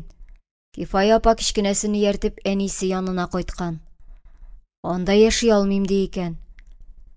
Кичә генә безгә Рабига апа килгән иде. Ул сөйләде. Безгә туган тиешле алар. Миңа димәгәе, хыт кем булсын? Тик әтинең монда ни катнашы бар? Ник төн уртасында 18 яшьлек егет кебек ят хатын белән көлешеп, уйнашып йөри ул? Минем кәеф төшә. Бурын салына. Әйдә, кайтыйк, дим. Наргизә, күргәнеңне әтиеңә сиздермә, яме? Әниеңә дә, ди Сәлим. Юатырга теләгәндә йомшак итеп, юаш гаепле тавыш белән әйтә. Ләкин мин ачулы. Өйрәтми генә тор. Нишләргә икәнен синнән башка да бик яхшы беләм. Сәлимнең дә тавышы кырыслана. Белмисең. Үзләреннән башка беркем белми. Син кысылма, аңладыңмы? Аның үгетләве мине ярсыта гына. Кысылам әле. Бу безнең гаилә. Хакым бар. Тукта, Наргизә, кызма син. Бераз суын башта. Ярсыган чакта әллә ни әйтүең бар. Я артыгын кыланып ташларсың. Син бигрәк инде. 70 яшьлек бабайлар кебек. Акыл сатып торасың монда. Синең әтиең түгел шул. Минем урында булсаң, үзең нишләр идең икән? Соң шуңа күрә нишләргә икәнен белмәгәнгә сабыр ит, ашыкма дим бит. Тыңла сүземне, Наргизә. Ләкин үртәлгән кешенең сабыр итәр чамасы юк. Сәлимгә фырылдап, җиннәремне яртып өйгә ашыгам. Сулышыма кабып кайтып керсәм дә, бер ни кыла алмыйм. Иренең кайда, кем белән йөрүендә бер хәбәре булмаган бичара әнием изрәп йоклый. Әти һаман кайтмаган.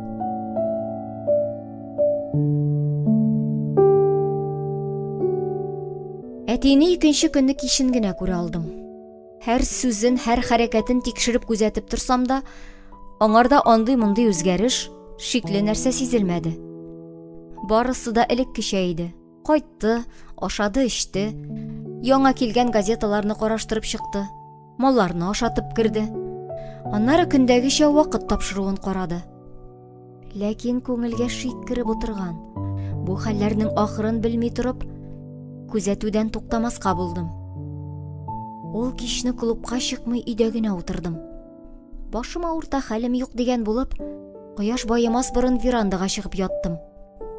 Әмма йокларга җыенган кеше юк. Шыпырт кына тыңланып күзәтеп ятам. Менә өйдә ут сүнде, тынлык урнашты. Минем дә күзгә йокы эленде.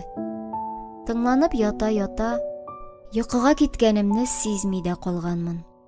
Иртән икәүдән икәү чәй ичеп утырганда түзмәдем, әбидән сорыйсы иттем. Әби, син Кифая апаны беләсеңме?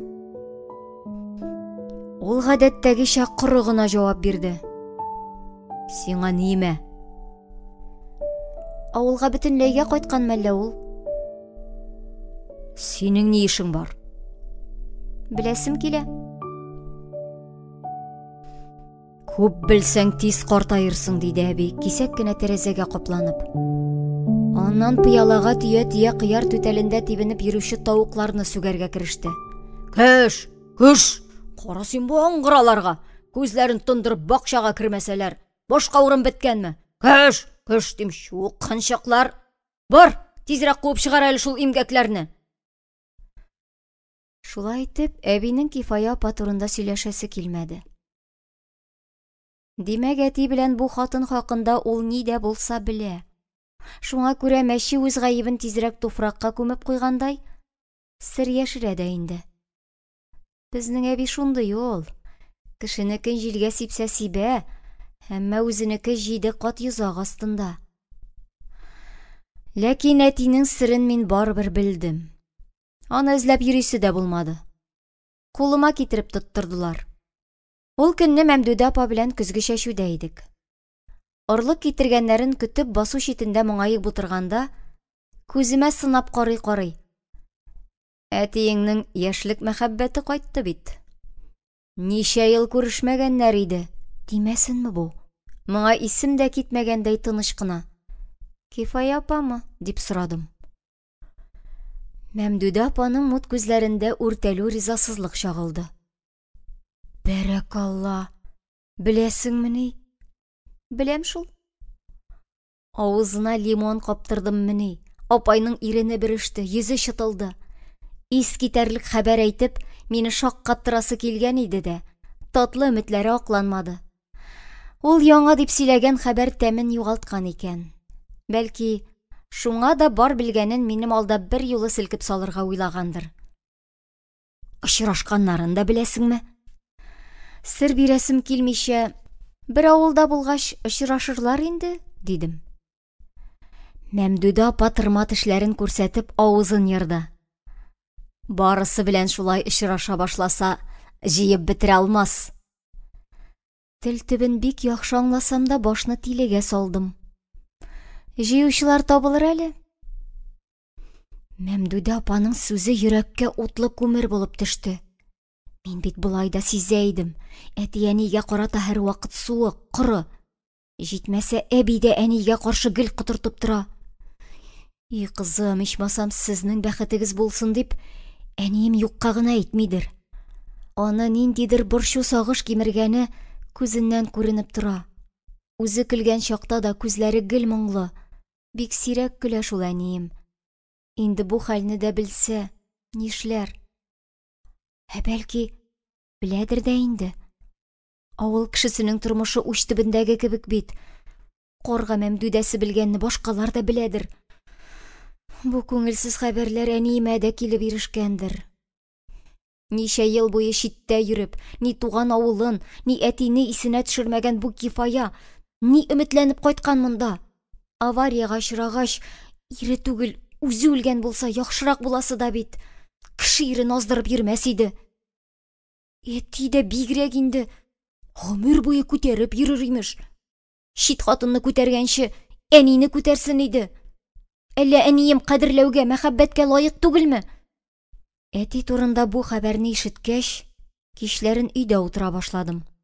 Сәлим белән көндез эштә генә күрешәбез. Ул кичен турыгызга чык дип ялвара. Булай да санаулы көннәр кадерен белик ди. Ә минем кәеф юк. Әнинең дә кәефе юк. Әти белән сөйләшмиләр диярлек. Аралашулары: ашыйсыңмы, чәй ичәсеңме, Мин киттем кебек гадәти сүзләрдән узмый. Әни гел буйык, уйчан. Аның каравы әти кояштай балкый. Үз алдына елмаеп йөри. Бу арада эштән бик соң кайта башлады. Әни аңардан берни сорамаса да, акланып маташа. Урып җыю вакыты, эш күп, басуларны тикшереп йөрибез, фәлән төгән. Ә мин бер көнне әйттем аңа. Әни өйдә юк иде. Маңгаена бәреп әйттем. Кифая апа беләнме? Шул чакта әтинең йөзен күрсәгез, карашы белән сытып үтерде. Чак сугып очырмады. Сүзеңне үлчәп сөйлә, кызым. Гайбәт җыеп йөрмә, дип кычкырды. Әйтеп ни файда инде? Аны кем саклап бетерсен? Бу мәсьәләдә мин көчсез шул.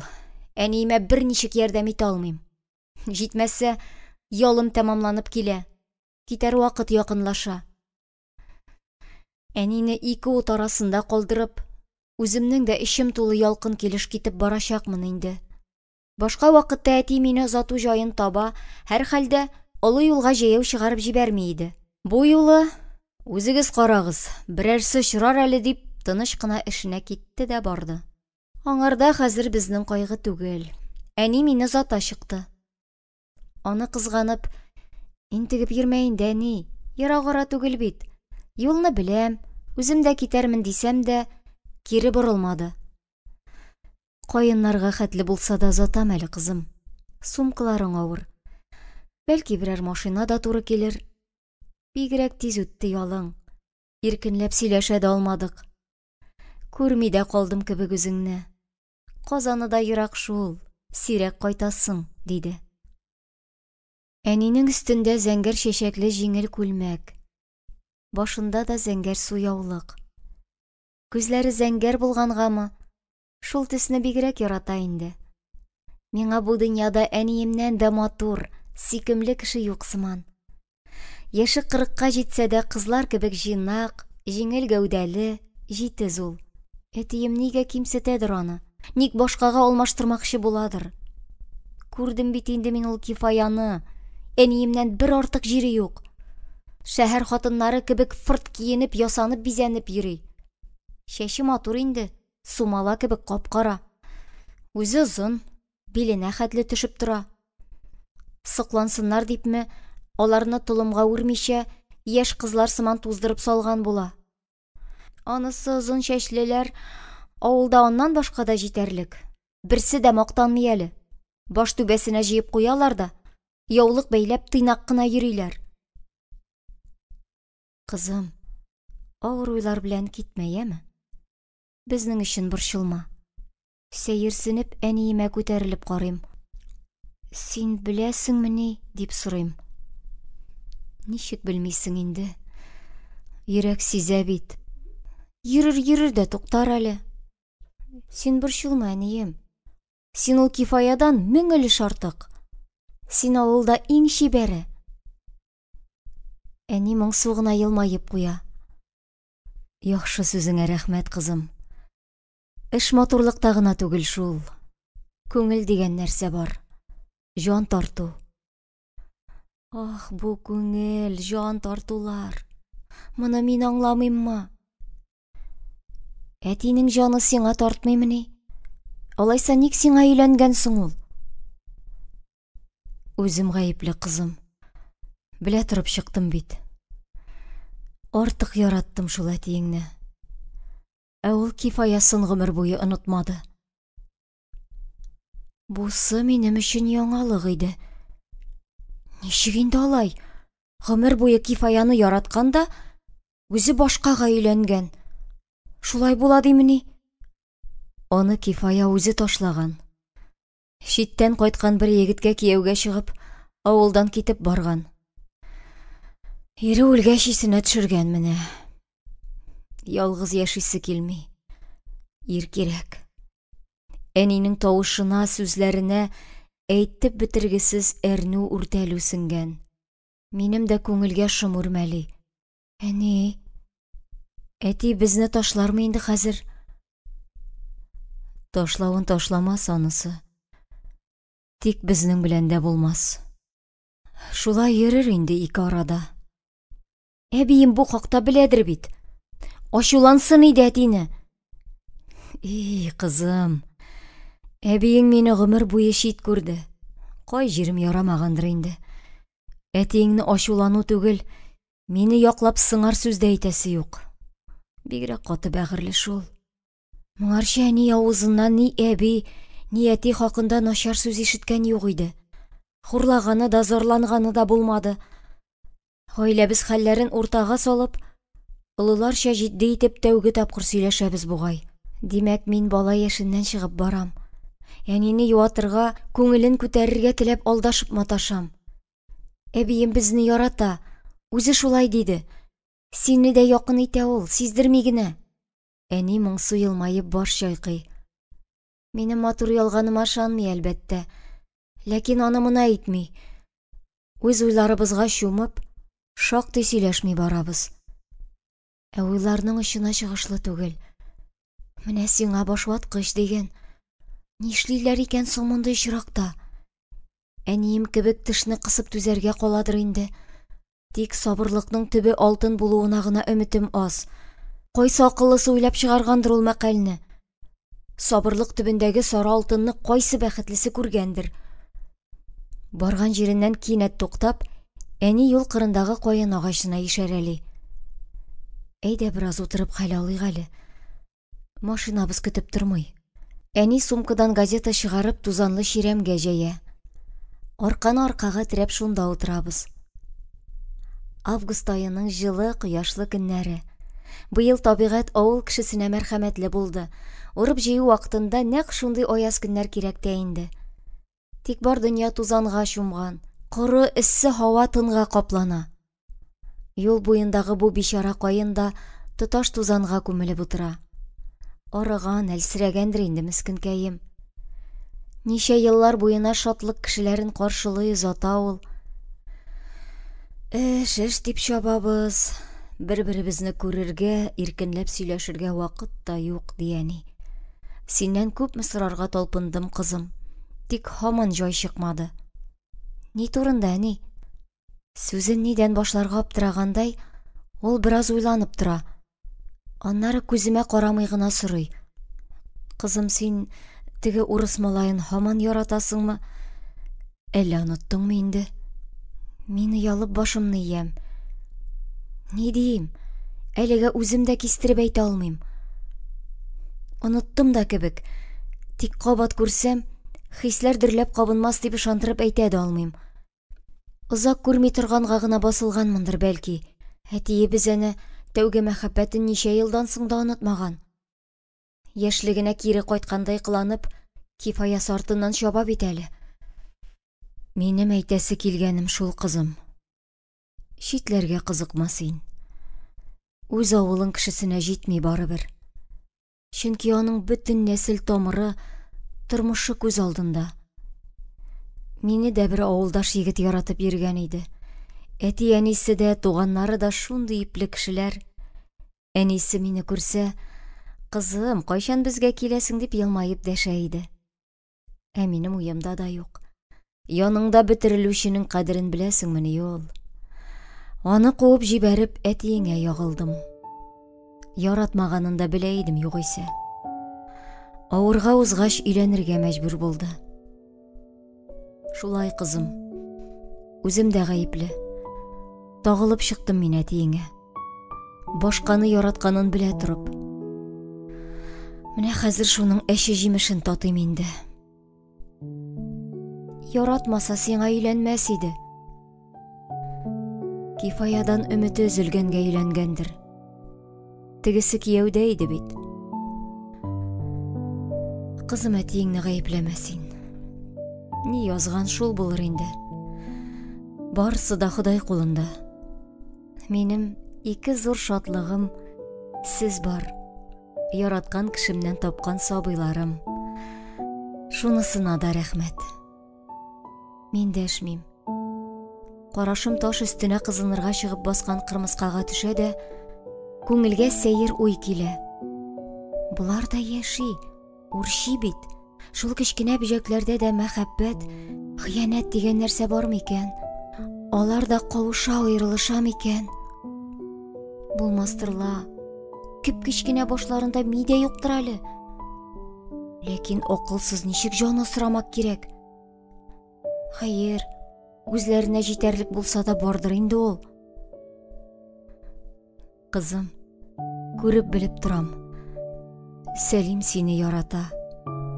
Акыллы, игелекле бала ул. Сиңа киңәшем шул. Үзеңне яраткан кешегә чык. Бергә тора башлагач, шуннан да кадерлесе булмый. Ятларга кызыкма. Яшли белгән, яшли йөргән кешегә җитми барыбер. Бала чактан бергә аралашып үскән кеше туганың кебек якын була. Сәлимне какма, ташлама, яме кызым. Егетләр рәнҗеше төшә икән ул. Әнинең сүзләре миңа сәер тоела. Кияүгә чыгарга җыенган кеше юкла. Миңа әле 18 тулмаган. Бәлки тормыш юлымда тагын әллә кемнәрне очратырмын. Миннән җавап ишетмәгәч, әни янә сорап куя. Сәлимне ташламыйсыңмы? Белмим, әни. Каян белим инде? Сәлим Илнарны да бик якын итә. Ташлама син аны, дип кабатлый әнием. Ул мине чатка хәтле озата. Мин чистайга баручы бер җиңел машинага кереп утыргач кына, артына кайрылып, кул булгый-булгый, авылга илтүче юлга таба борыла.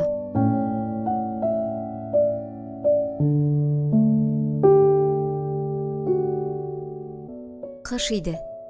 Җиргә яңа ел килде. Аны Әлфирә белән икәү генә каршыладык. Миңа яңасын иде, искесен дип, Катерина апай кичтән үк ятып йоклады. Без шәмнәр яндырып, тыйнак кына табын корып, иске елны озатып утырдык. Югыйсә, озатсаң, озатмасаң да вакыты җиткәч китә инде ул. Көлешә-көлешә шампан шәрабе эчтек. Икебезнең дә бу нәрсәне беренче тапкыр татып карау иде. Шуңа да бик тиз башка китте. Тик томалдан көлдерә башлады. Пырхылдаша Әлфирә белән бер-беребезгә теләк теләргә керештек. Мин әйтәм, киләсе елда кәкре аяклы, кылый күзле бер егет белән танышырга язсын дим. Әлфирә өсти. Ник алай гына, аксакта булсын.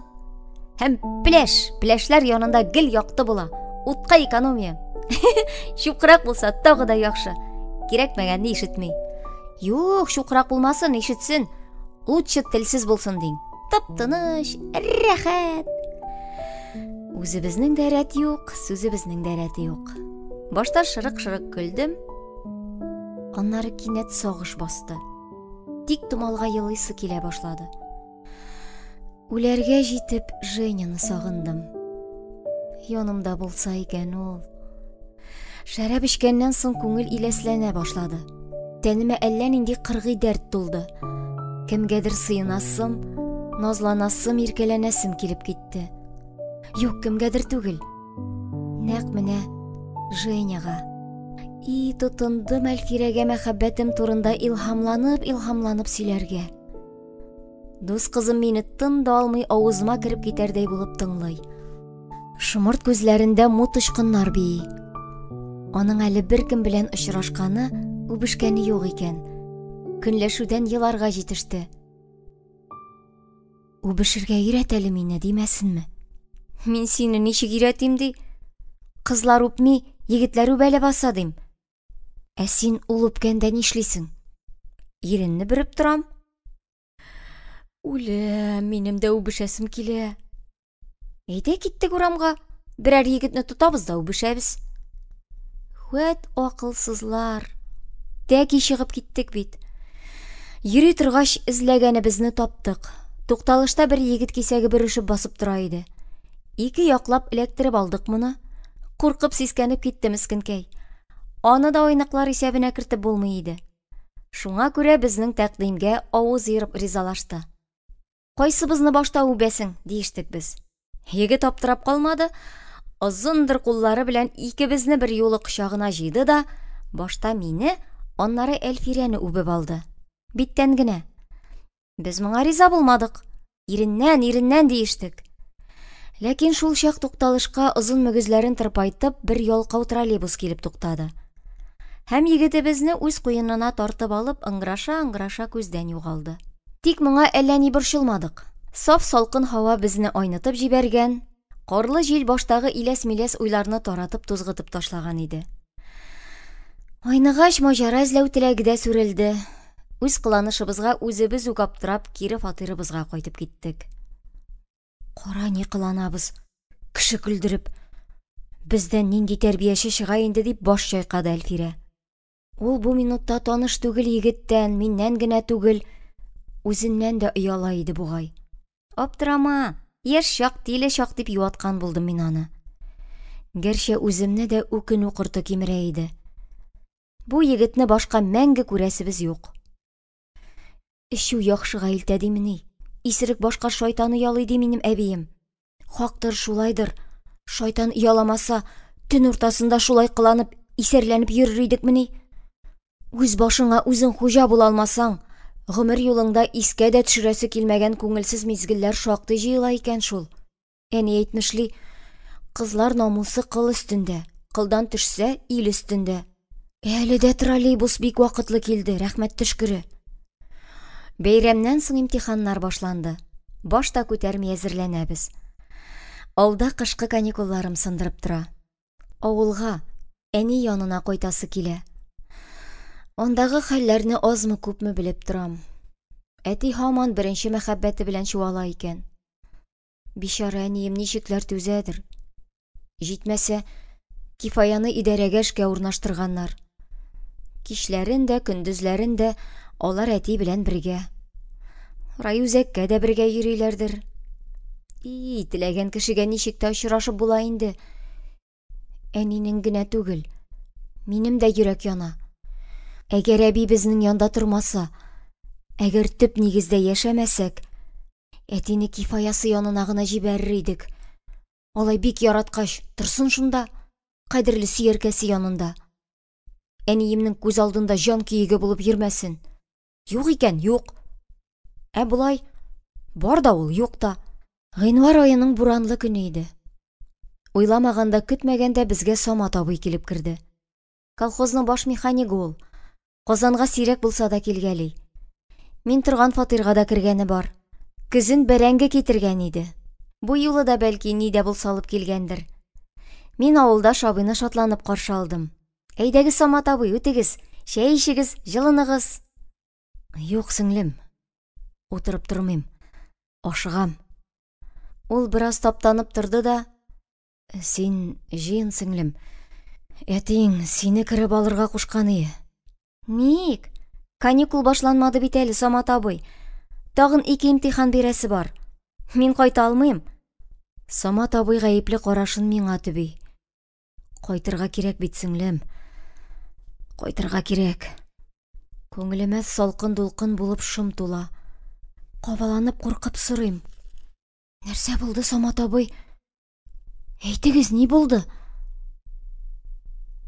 Тик соравым җавапсыз калды. Син җыен, югыйсә караңгыга калабыз. Урамда буран кытыра ич. Ничек кайтырбыз соң? Ничава йөрмәгән юл түгел. Чаллы юлына кар төшәргә дә өлгерми анда. Машиналар тыз-быз йөреп кенә тора. Мин тиз-тиз җыенып, Самат абыйга ярдәм. Җанымны билгесезлек, сораулар телә. Ни булган? Сизәм, хәерлегә түгел. Ләкин дөреслекне белергә куркам. Казанны чыккач түзмәдем, тагын бер кат сорадым. Самат абый, газапламагыз, әйтегез инде. Ни булды соң? Самат абый көттереп кенә җавап бирә. Әниең авырый. Мин җиңел сулап куйдым. Югыйсә күңелгә әллә нинди начар, шикле уйлар килгән иде. Авырый ул әле үлгән дигән сүз түгел. Димәгә нием исән. Өмет бар. Анда одеял бар, сеңлем. Төренеп ят. Йокласаң, юл кыска була, диде Самат абый. Мин уянганда район үзәген үткән идек. Авылга керәсе юлны кар күмгән. 2 адым үтәбез дә, кар крибез. Мин түгел, әлбәттә. Мин одеял астында җылыда ятам. Авылга төнге 10-нарда гына кайтып җиттек. Машинадан төшүгә әти каршы алды. Аны шундук сорауларга күмеп ташладым. Әнигә ни булды? Нинди шир диделәр?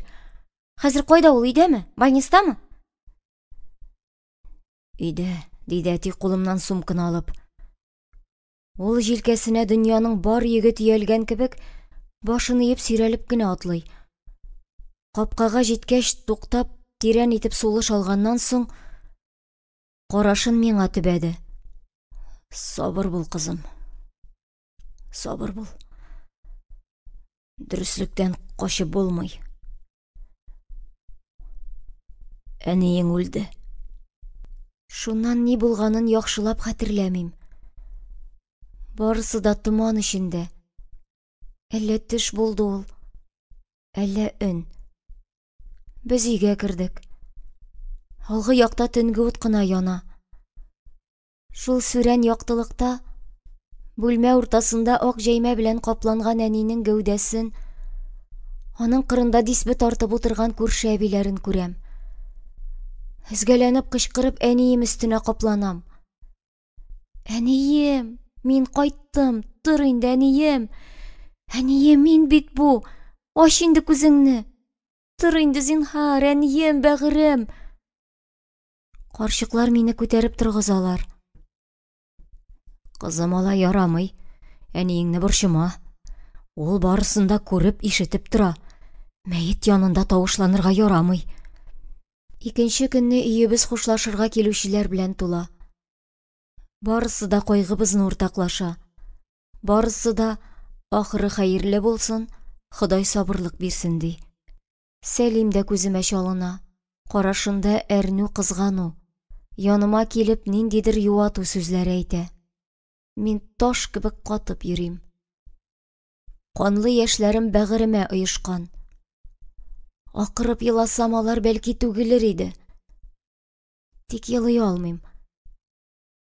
Әти елый. Күз яшьләре белән елый. Мин җансыз робот кебек кушкан бер эшне үтәп йөрим. Су җылыт, комганны әзерлә, энә бир, ак җеп бир, суны түк. Калтыранган кулларым белән әниемә ахирәт күлмәге тегәм. Кеше үлгәннән соң да җирдә 3 көнлек эше кала диюләре шул икән. Ярый әле бар ул эш. Ярый әле бар. Әнине алып китәләр. Без хатын-кызлар каберлек кырында басып торабыз. Мин таш йөз белән әниемне кабергә иңдергәннәрен күзәтәм. Үзем уйлыйм. Тизрәк бу төш бетсен иде. Тизрәк уянасы иде дә, тере әнине күрәсе иде. Төш дәвам итә.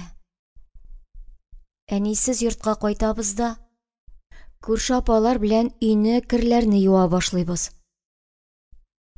Хәтта чип-чиста керләрне дә юарга кирәк. Имеш, җан чыкканда бөтен җиргә кан чәчри. Тик без аны күрмибез икән. Әниеңнең киемнәрен ташлама. Туганнарга, күрше тирәгә өләш, ди Фәрди апа. Истәлеге итеп киярләр. Иске мыскылларын тастымалга тура, ләкин бер үк идән юарга тотма. Аяк астына салма. Әниең рәнҗеп ятар дип өсти Нурсин апа.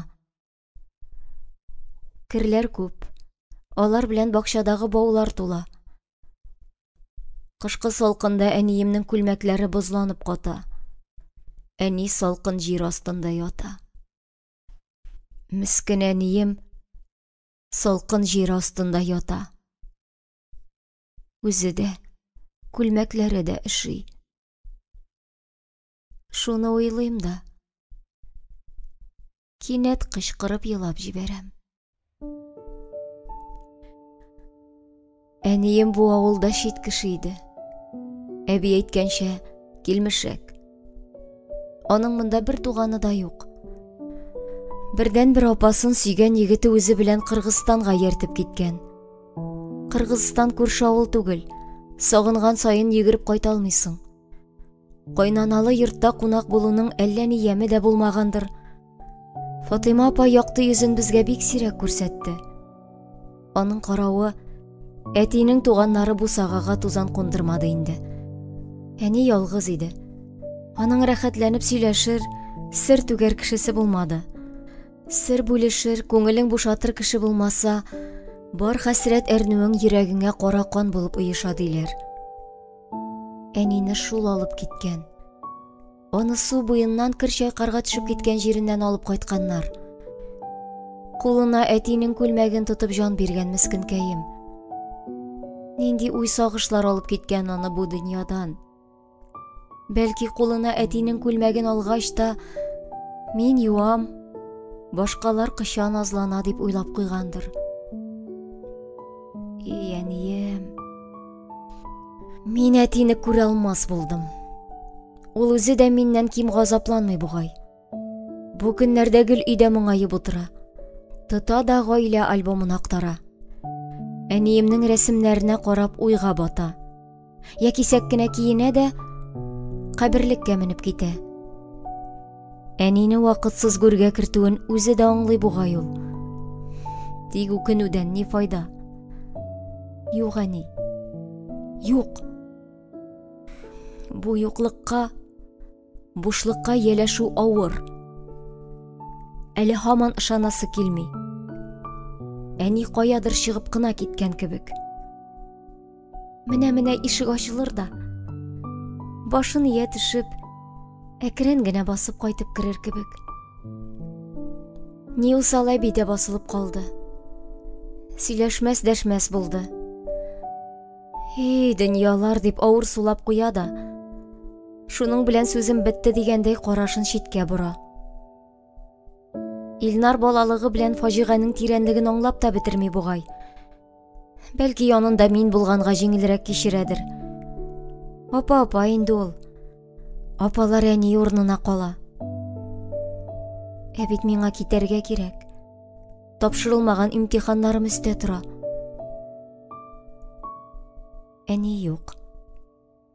Ләкин яшәргә кирәк. Тормыш дәвам итә.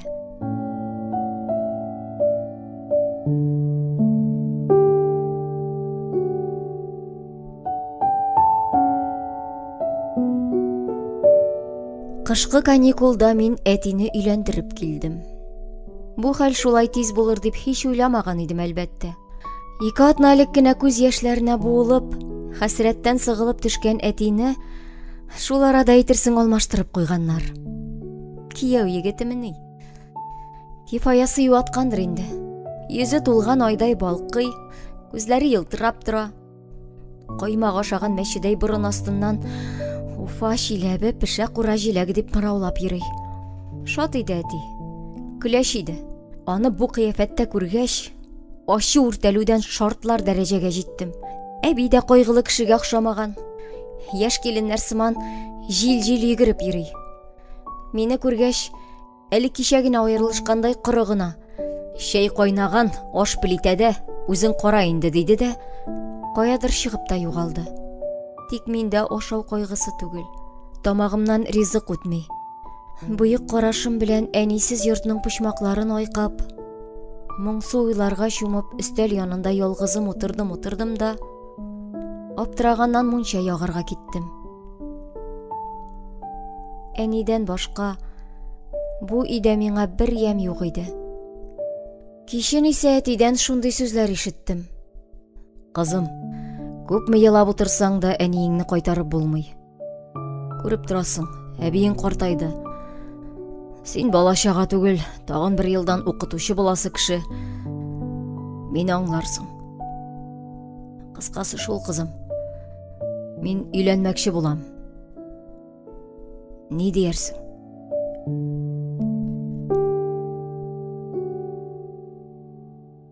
Миннән ни бә ишетмәгәч, кайтарып сорады. Син каршы түгелдер бит. Шул сүзе миңа җитә калды. Күңелдә кайнаган нәфрәт ташкынына гүя юл ачылды. Сулышыма буылып кычкырып җибәрүемне үзем дә сизми калдым. Мин каршы! Әле әнинең кабере дә суынырга өлгермәгән. Син инде үзеңнең үзеңнең сибрикеңне монда алып кайтмакчы буласың. Сезнең аркада үлде әни. Син үтердең әнине. Син үтердең. Гомердә дә мине мондый халәт кыяфәттә күрмәгән, авызымнан бер кәлимә каршы сүз ишетмәгән әти югалып калды. Шу, кызым, сүзеңне үлчәп сөйлә. Артыгын кылан малай. Кай арада ишеткәндер, кеше яктан җилтерәп әби килеп керде. Атаңа каршы сөйләргә ни хакың бар, маңка? Аның төкереге генә бит син. Мидхәт ни пычагыма телеңне әрәм итеп киңәшеп утырасың моның белән. Үзең баш, үзең хуҗа, ничек телисең шулай эшлә. Йөрәккә пычак кададылармыни? Хәлем, сабырлыгым бетте. Илереп еларга тотындым. Үзем елыйм. Үзем ярсый такмаклыйм. Сез үтердегез әнине. Икәүләп таладыгыз. Бер көн рәхәт күрмәде мискенкәем. Әзергә бәзер булып шул ыштансыз Кифая монда килмәкче буламы? Нинди Кифая булсын ди ул сиңа? Анаң кебек кешегә шулай дәшәләр димени? Тәрбиясез бала. Апа дип сөйләш, диде әти. Әйтми генә торыйм әле, дидем мин киреләнеп. Әрнү үртәлү хисләре күз акылымны томалаган чак иде. Әнә Зәкия әтисенә дә Шакир дип кенә дәшә әле. Зәкиянең әтисе мәңге айнымас бер сәрхуш абзый. Исерек килеш әниләрен кыйнап бик нык имгәткәч, Зәкия аңа башка бер тапкырда әти дип дәшмәскә ант иткән имеш.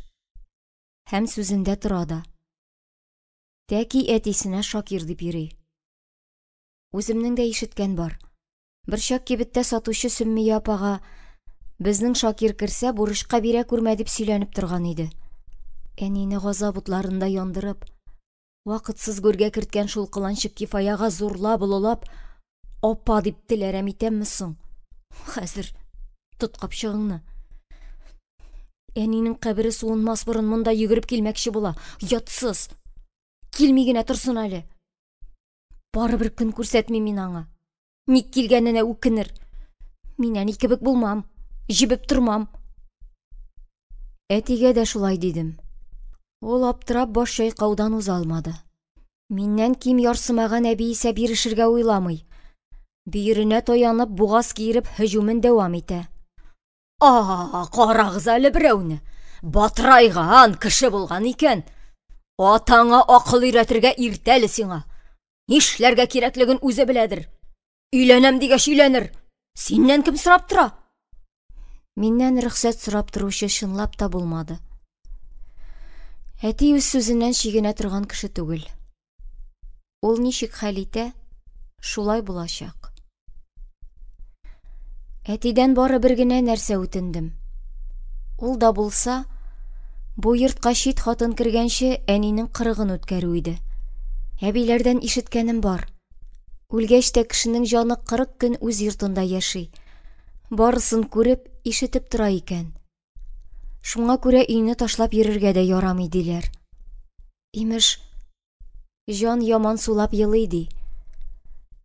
Үз өендә Кифаяның хуҗа булып йөрүен күргәч, әнинең җаны бик рәнҗер.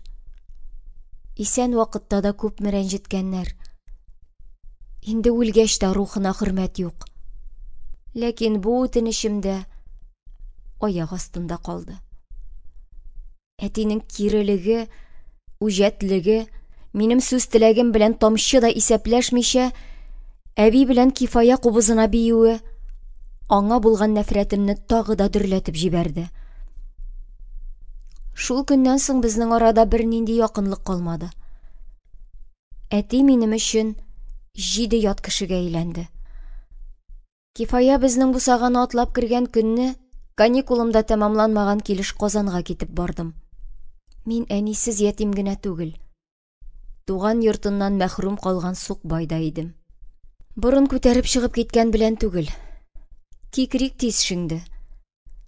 Стипендияның яртысын фатирга түләгәч, башым учлап уйга калдым. Былай да санап карадым кулымдагы Ленин башларын. Тегеләй дә санап карадым. Ләкин өстенә карап күпме санасаң да, үкереп еласаң да җавап бер. Бу тәңкәләр ипилек тозлык кына иде. Дөрес, минем әле итем бәрәңгем бар. Әлегә. Алар бетсә коры суда утырачакмын. Нидер эшләргә кирәк. Әйе, эшләргә кирәк. Уйлый торгач тулай торакка барып карарга булдым. Безнең янда гына кооперация техникумы бар. Анда укучыларга хөррият. 2 адымда гына общагалары. Аны бик мактыйлар. Тәртип икән анда. Бөтен җирләре ялт итеп тора икән. Дәресләр башланганчы иртүк шунда юнәлдем. Бәхетемә комендант урынында иде. Бер бәйләм ачкычларын шалтыратып каршыма үзе килеп чыкты. Озын буйлы, кабак башлы ябык кына бер апа. Тик аның җавабы мине юатмады. Бездә үз студентларыбыз эшли.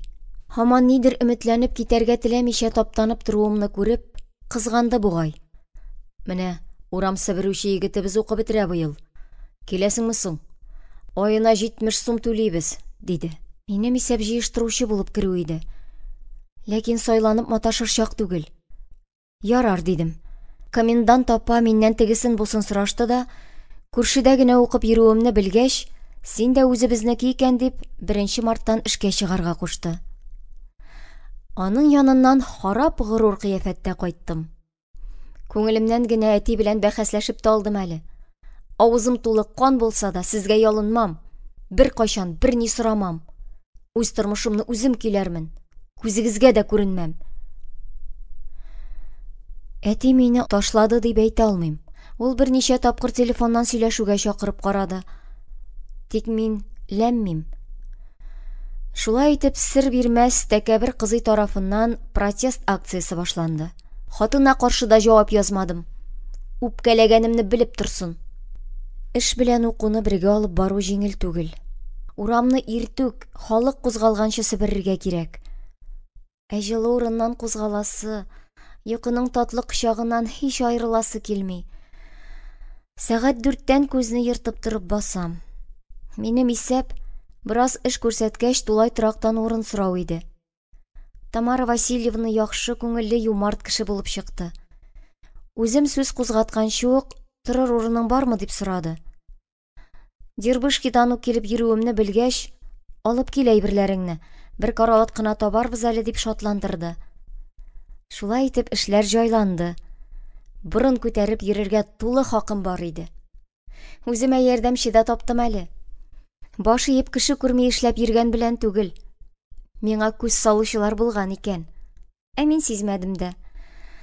Бу арада күргән михнәтләр, авыр уй кичерешләр арытты талкыды гына түгел. Күңелемне дә картайтты бугай. Олы хәсрәт вак-төяк борчуларны шул исәптән мәхәббәт газапларында күмеп киткән иде. Үземнең яшь кыз икәнемне, дөньяда егетләр барлыгын онытып та җибәргәнмен. Бер иртәдә сукмакларны җипшек кардан чистартып маташа идем, яныма таныш түгел егет килеп туктады. Ял ит бераз, диде дә, кулымнан көрәгемне алып эшкә дә кереште. Ярдәмнән кем баш тартсын? Бу хәлгә бик тә шат разый булып басып торам. Безнең беренче дәрес юк, иркенләп эшләргә була, диде егет. Сезнең урында булсам, рәхәтләнеп туйганчы йоклар идем әле. Кызлар эшләгәндә ничек ялмыйча йоклап ятасың, ди. Рәхмәт инде сезгә. Әйдә син дип кенә сөйләшик әле, дускай. Академиклар түгел бит. Исемең ничек синең? Наргизә. Наргизә?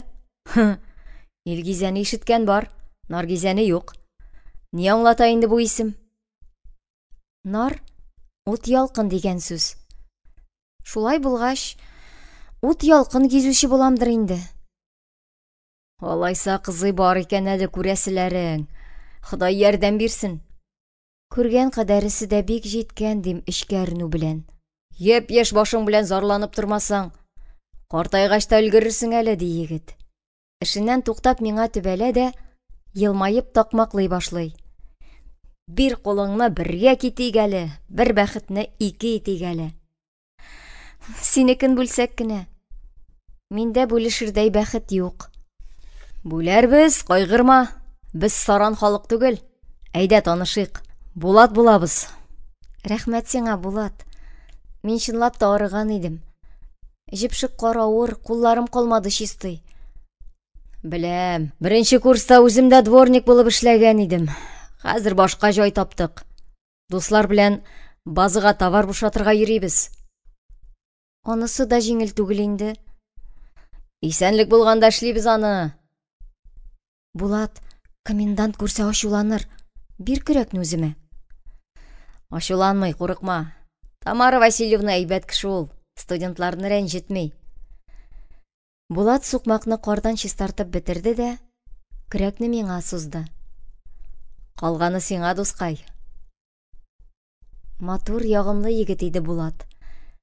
Зәңгәр күзләре елмаеп көлеп тора.